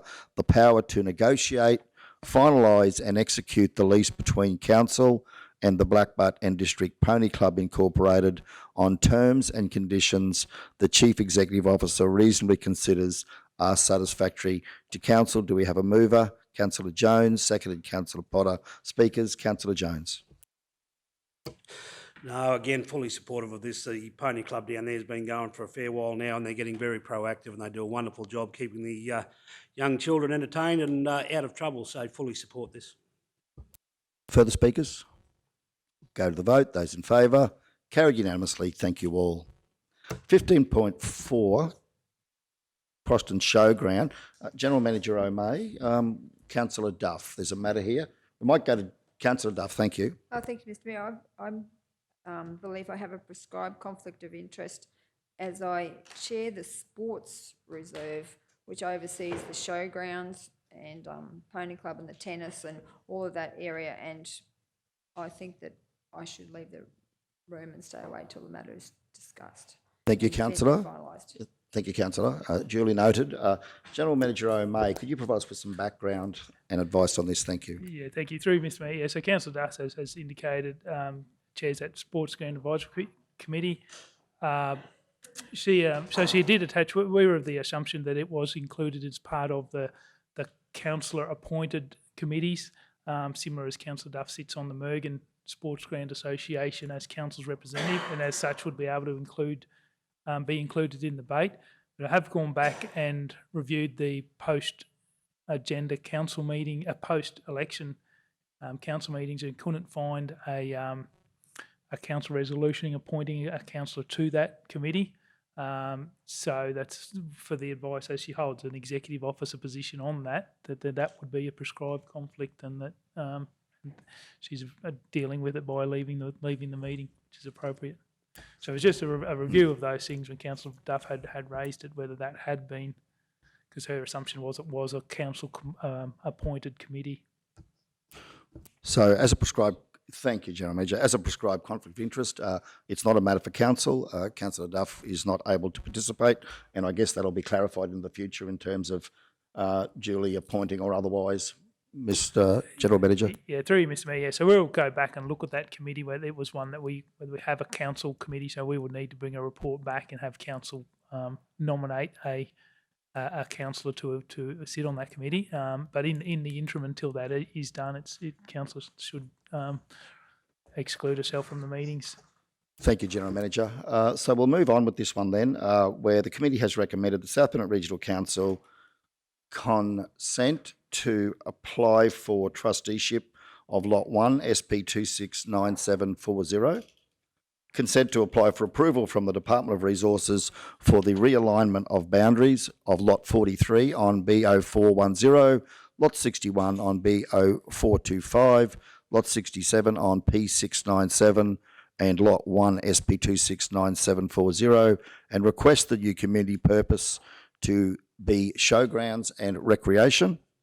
Investigate the land tenure options for the remaining land of Lot 42 on B0410, Lot 61 on B0425, Lot 67 on P697, and Lot 1 SP 269740, and bring a report to Council, and seek a departmental estimate to freehold Lot 79 on B0600. Do we have a mover? Councillor Jones, seconded Councillor Potter. Speakers, Councillor Jones.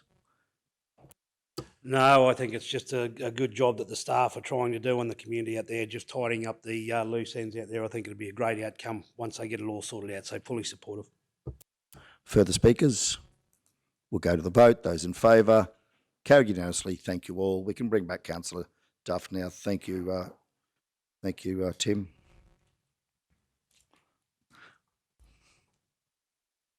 (15.5) Leopard Court Kingaroy Street tree complaint at 411, where committee has recommended to council that the arborist report dated 29 March 2022 be received and noted, and that council adopt option 3, remove leopard trees number 1, 2 and 5 on the arborist report dated 29 March 2022 as the preferred option, and that works be conducted as soon as reasonably practicable.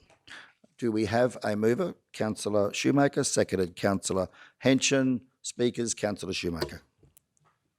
Yes, thank you, Mr. Mayor. I think certainly would like to acknowledge the work that both the infrastructure and communities team have done in regards to this issue. We've really tried hard to work with the neighbourhood and maintain friendly relationships between neighbours and come to a solution that's considered all feedback and in some degrees a compromise. I do know that this issue is having a serious impact on the lives of residents in the area, and it will make an enormous difference next time it rains for them not to be out there with their shovels trying to avoid water inundating their home, clearing out gutters due to the tree litter created. So certainly recognise it's been an interesting and difficult situation to navigate, but I do feel this is the best solution on offer, and really do appreciate the work that's been done in maintaining those neighbourhood relationships. Thank you. Further speakers, Councillor Potter. Yeah, thank you. Councillor Schumacher, you mentioned something the other day that infrastructure were working on a drainage in that space. Is this going to affect that drainage that council's working on, or whether?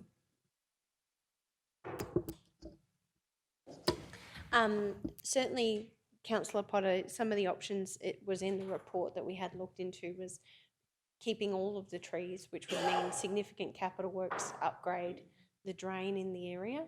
That's still something that we will investigate a much smaller project that may come back in capital works program for consideration when we look at our 22-23 budget. I think it will be a combination of both solutions, and that would be the golden goose.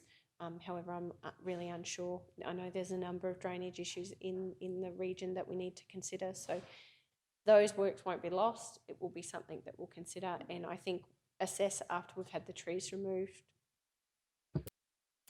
General Manager O'May, anything to add? Yeah, through Mr. Mayor, the Councillor Schumacher is correct that the removal of the trees is seen as a way to alleviate the situation. The upgrading of the drain was to cater for increased capacity and reduce the blocking. So we're keen to, as Councillor Schumacher said, still look at drain as an option, but we are hopeful that the removal of the trees will reduce the flooding situation occurring there. Thank you very much. Thank you, General Manager. Further speakers? Go to the vote. Those in favour? Carried unanimously. Thank you all. 15.6 CTC land transfer at 412, where the committee has recommended that in accordance with Local Government Act 2009, Section 257, delegate to the Chief Executive Officer of Council the power under Section 262(3) of the Act to negotiate and agree in principle the terms and conditions of a contract for the disposal of the land and building assets to the community organisation South Burnett CTC for future consideration and or approval by Council. Do we have a mover? Councillor Potter, seconded Councillor Jones. Speakers, Councillor Potter.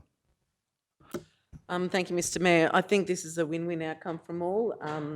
This will help CTC to move forward, but I think we had enough discussion about this in the standing committee. Thank you. Thank you, Councillor. Further speakers? Councillor Schumacher. Yes, thank you, Mr. Mayor. I'm supportive of the motion. I do, however, think it will be really important for Council to have a conversation with South Burnett CTC about their future and their future service delivery and their vision for the region, and how this decision, I guess, enables that to occur. So I'm keen, I guess, as an outcome from this, for our council to actually have a conversation with South Burnett CTC, with Nina, and I know she's bringing on some new senior leaders, and really look at that future vision for the service and make sure however we progress with this, it really is enabling and supporting their future. So that's my only feedback. Fully supportive of the motion as it stands, but would like to have that conversation. Further speakers? Go to the vote. Those in favour? Carried unanimously. 15.7, realignment of reserve boundary at the Nanango netball courts. Again, considered by the committee, which recommended to council that a short-term trustee permit be offered to the Nanango Netball Association Incorporated for a term of 12 months for $75 plus GST per annum, on the condition that the Nanango Netball Association Incorporated enter into a new trustee lease for Lot 212 on FY 2647. Item 2, a portion of Lot 212 on FY 2647 be excised for the addition to the Nanango Cemetery located on the neighbouring Lot 213 on FY 2647. Do we have a mover? Councillor Jones, seconded Councillor Potter. Speakers, Councillor Jones. Just a continuation, Mr Mayor, just tidying up things and allowing the netball club to do what they want to do. Fully support. Further speakers? Go to the vote. Those in favour? Carried unanimously. Thank you all. 15.8, Bunya Mountains. We'll note that Councillor Schumacher is now leaving the room. Bunya Mountains Community Association request for support at 414, whereby the committee is recommending to council that South Burnett Regional Council supports the Bunya Mountains Community Association Incorporated to undertake a feasibility study of their preferred location to develop a Bunya Mountains Community Centre located within the Western Downs Regional Council local government, and that South Burnett Regional Council supports the involvement of council officers to liaise with officers of Western Downs Council and the Bunya Mountains Community Association to assist with identifying the requirements of the feasibility study and define the scope of works. Do we have a mover? Councillor Jones, seconded Councillor Potter. Speakers, Councillor Jones. Yeah, Mr Mayor, again, fully supportive of this. This group up there are very proactive and they're really trying to do something. They haven't got a community centre as such. They're having meetings at fire sheds and private locations in restaurants and all that sort of stuff. They're trying to make it accessible to the whole community. So they're doing a good job up there, fully support it. And even though it's in Western Downs, they have a very good relationship with the council from Western Downs. But all it is asking for us to support what they're trying to do and work along with the two councils and the community organisation to try and get a community centre up there. So fully supportive. Further speakers? Go to the vote. Those in favour? Carried unanimously. Thank you all. Tim, could we bring Councillor Schumacher back? Thank you.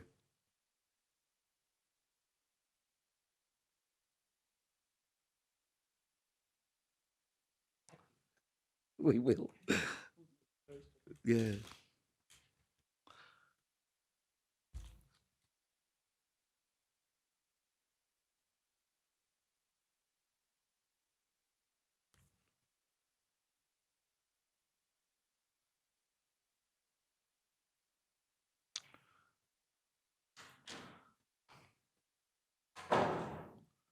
Council item 15.9 is council-led investigations, proposed divestment of land assets, Highsville and Wandai at 415, whereby committee has considered and is recommending that South Burnett Regional Council offer for sale on the open market by way of tender, Lot 89 on RP 203393, 9 Bar Street, Highsville, and Lot 36 on SP 190438 54 to 56 Burrows Street, Wandai. Do we have a mover? Councillor Duff, seconded Councillor Potter. Speakers, Councillor Duff? No. Further speakers? Go to the vote. Those in favour, carried unanimously. Thank you all. 1510, trustee lease, Wandai Cattle Facility, 416. Recommended, South Bennett Regional Council enter into a trustee lease between South Bennett Regional Council and Deliberation Enterprises Proprietary Limited for Lot 257 FY 2788 and part of Lot 250 on SP 103905, being area described as Lease Area B on SP 333008. Do we have a mover? Councillor Potter. Seconder, Councillor Henson. Speakers, Councillor Potter. No speakers. Further speakers? We'll go to the vote. Those in favour, carried unanimously. Thank you all. 1511, cleaning contracts, public conveniences at 420.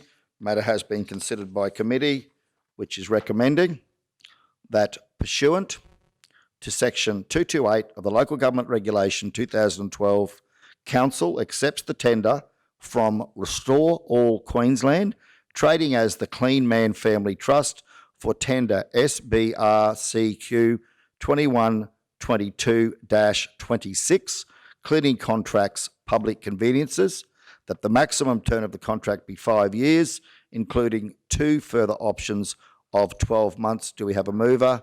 Councillor Potter, seconded Councillor Henson. Speakers, Councillor Potter? No further speakers? We'll go to the vote. Those in favour, carried unanimously. Thank you all. 1512, Mergen PA and H Society Incorporated, transfer of ownership of asset at 421. Excuse me, Mr Mayor, I just want to say that I'm actually chair the Mergen Sports Association, but it is a committee of council. Like I was recommended through the council to chair that Mergen Sports Association. But I looked on my register of interests, and that's not actually noted. It's just, it looks like I'm part of a community organisation, but it was actually appointed through council. So I just wanted to let the thank you, Councillor. Yeah, thank you, General Manager May.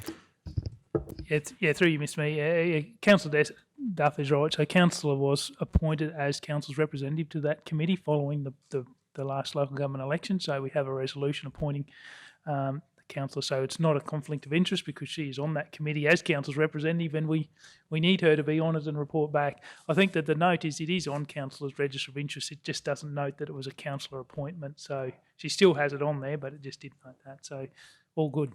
Thank you, General Manager May. Let's proceed. It is recommended that for the purposes of Local Government Regulation 2012, Section 236(2), South Bennett Regional Council decides by resolution that the exception in the regulation, Section 236(1)(b), applies to Council in the disposal of the building assets as defined as the old cattle stalls on Lease Area C within Lot 7 on SP 217287, other than by tender or auction to the community organisation Mergen Pastoral, Agricultural and Horticultural Society Incorporated, because A, it is in the public interest to dispose of the assets without a tender or auction to the community organisation, Mergen Pastoral, Agricultural and Horticultural Society Incorporated, and B, the disposal is otherwise in accordance with the sound contracting principles. Do we have a mover? Councillor Duff, seconded Councillor Henson. Speakers? We'll go to the vote. Those in favour, carried unanimously. It's now 12:30 p.m. I'll now move that we break for lunch. Do we have a seconder? Councillor Henson, thank you. Those in favour, carried unanimously.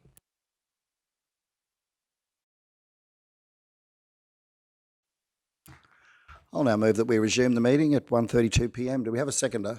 Councillor Jones, those in favour, carried unanimously. Thank you all. Next item on the agenda is the item 16.1. 16.1, General Manager? Or 1513. Sorry. I saw the two there for the showgrounds. 1513 is a request to rename the Mergen Showgrounds and Recreation Centre. That's at page 422.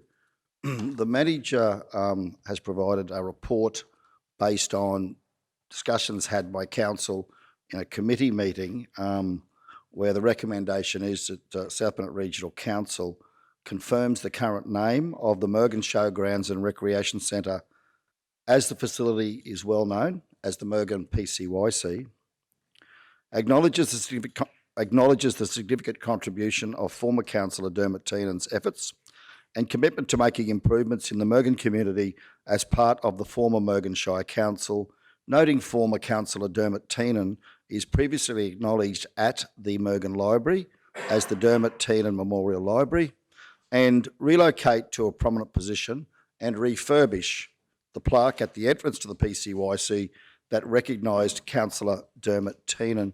Do we have a mover? Councillor Duff?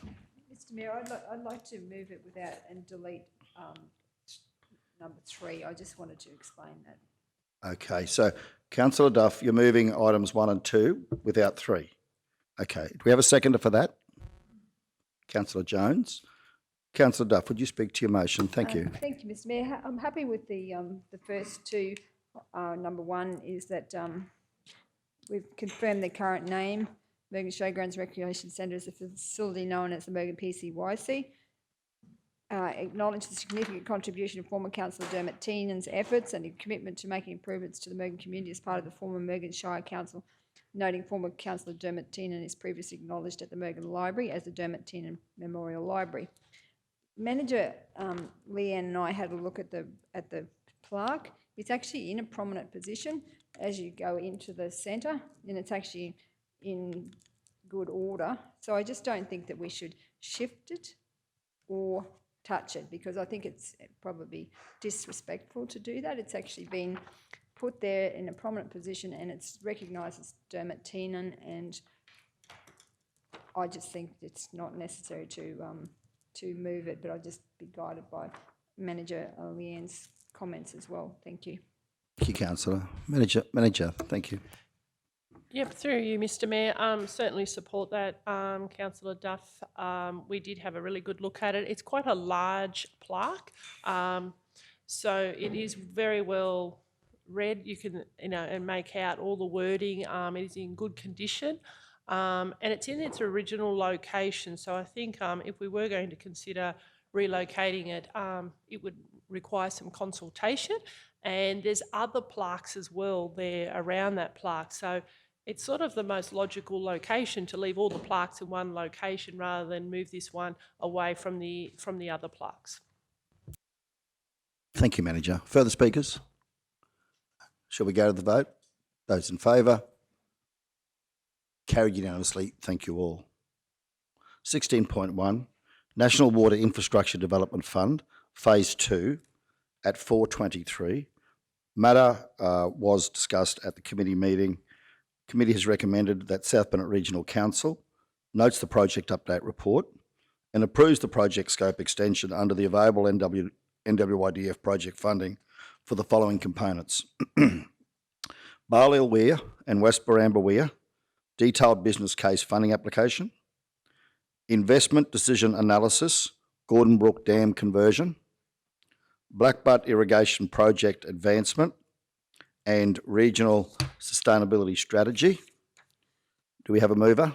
Councillor Schumacher. Seconded, Councillor Henson. Speakers, Councillor Schumacher. Yes, thank you, Mr Mayor. There was certainly a wonderful report and plenty of conversation at last week's committee meeting. I do feel these next steps are really important in terms of that continual progression of the options analysis that we undertook under the National Water Infrastructure Development Fund, and I'm really excited about progressing these 4 projects. I think it's really going to offer enormous value to our community in our pursuit of more water. Thank you, Mr Mayor. Further speakers? Okay, we'll go to the vote. Those in favour? Carried unanimously. Thank you all. 17.1 are the delegated authority reports for the period 16 March to 31 March at 4:25. It's recommended that the delegated authority report be received. Do we have a mover? Councillor Jones, seconder. Councillor Potter, speakers. To the vote, those in favour. Carried unanimously. Thank you all. 17.2 is at 5:28. 17.2 is the list of correspondence pending completion of assessment report.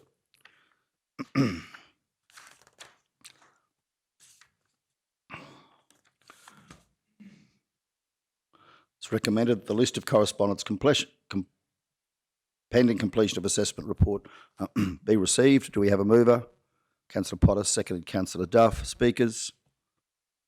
To the vote. Those in favour? Carried unanimously. Thank you all.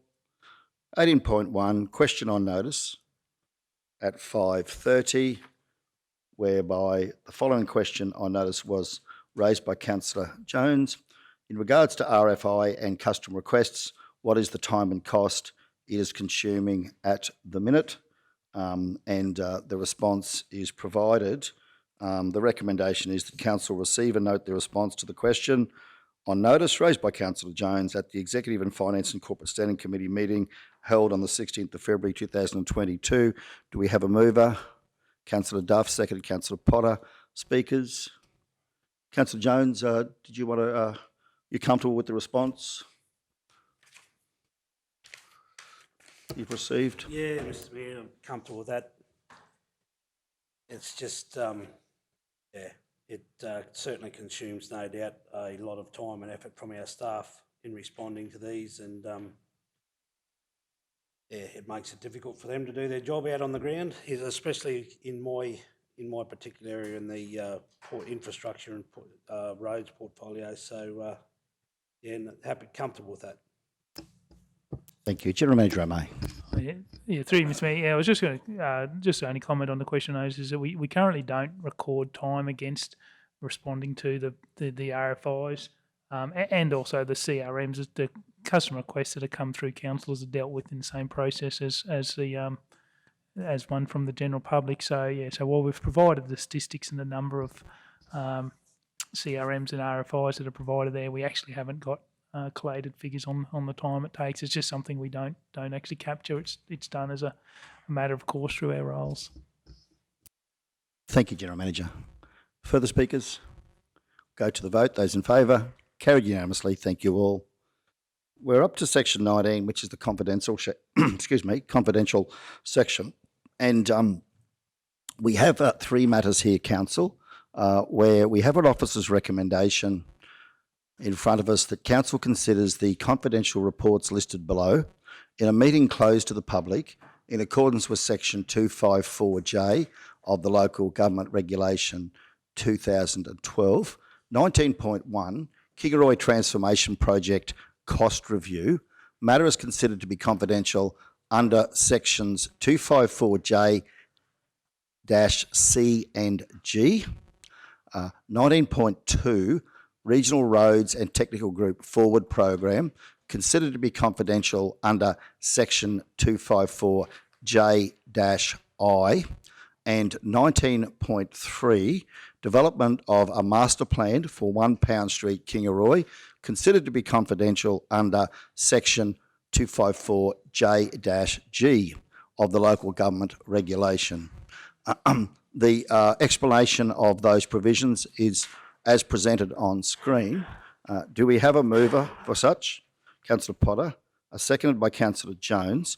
Do we have any speakers? Go to the vote. Those in favour? Carried unanimously. We'll now close out the public meeting and go into closed meeting at 1:41 p.m. Thank you. Okay, we're back into open council meeting now. The next item on the agenda is 19.1, Kingaroy Transformation Project Cost Review, where the recommended motion is that South Burnett Regional Council note the report regarding current impacts of construction industry, inflation, wet weather, disaster events and current market considerations regarding the KTP, and officers' advice that the impact would be in the order of $1.5 to $2 million. 2, budget for an additional $900,000 from the 22-23 funded transport depreciation, with funds to be adjusted and brought forward if necessary if progress on the project continues to accelerate, and note the change of scope in the report delegate to the Chief Executive Officer to purchase proprietary civil products and amend landscape plans where appropriate. Do we have a mover? Councillor Jones, seconded. Councillor Potter. Any speakers? Councillor Duff. Thank you, Mr Mayor. I'm speaking against this motion. I don't support the extra 900,000 going towards the KTP. I think that we had a commitment from the General Manager that we would deliver it on budget and on time. We've already spent over what was originally budgeted for. I supported the original project but not the blowout. And now I think we need to cut the scope of the project and spend the money on our road network, because potentially the money from this extra money is going to come out of funded depreciation, which is going to take money from our bitumen reseals and our gravel resheeting. I think the community would think that that was our priority, so I'm absolutely not supporting the extra money. Thank you. Further speakers? Right of reply, Councillor Jones. Okay, are we right to go to the vote? Those in favour? Councillor Jones, Councillor Potter, Councillor Henson and Councillor Schumacher. Those against? Councillor Duff and Councillor Otto. Thank you all. Motion carried. 19.2, Regional Roads and Technical Group Forward Program. It's recommended that South Burnett Regional Council support Transport and Main Roads to adjust the order of current approved TIDS projects within the South Burnett if proposed to the Regional Roads and Technical Group. Do we have a mover? Councillor Potter, seconder. Councillor, have a seconder? Councillor Duff, thank you. Speakers? No, we'll go to the vote. Those in favour? Carried unanimously. Thank you all. 19.3, development of a master plan for 1 Pound Street, Kingaroy. Recommended that South Burnett Regional Council resolve not to award tender SBRCQ 21/22-71, and that 1 Pound Street be retained in the interim, pending the outcome of Council's resources. Community Infrastructure Fund Round 2 grant application. Do we have a mover? Councillor Potter, second. Councillor Jones. Speakers? Councillor Schumacher. Yes, thank you, Mr Mayor. I will be voting against this one. I absolutely believe in the importance of the youth hub and the centre and what we're trying to achieve through a South Burnett Wellness Hub. I think it's absolutely needed in our region. I'm not contesting that, but I do just think that we're making decisions here and we haven't done enough homework in regards to those. So I'm actually not comfortable in supporting this resolution at this point in time. I've got many unanswered questions, and so I won't be supporting the resolution. Thank you. Further speakers? Right of reply, Councillor Potter. Thank you.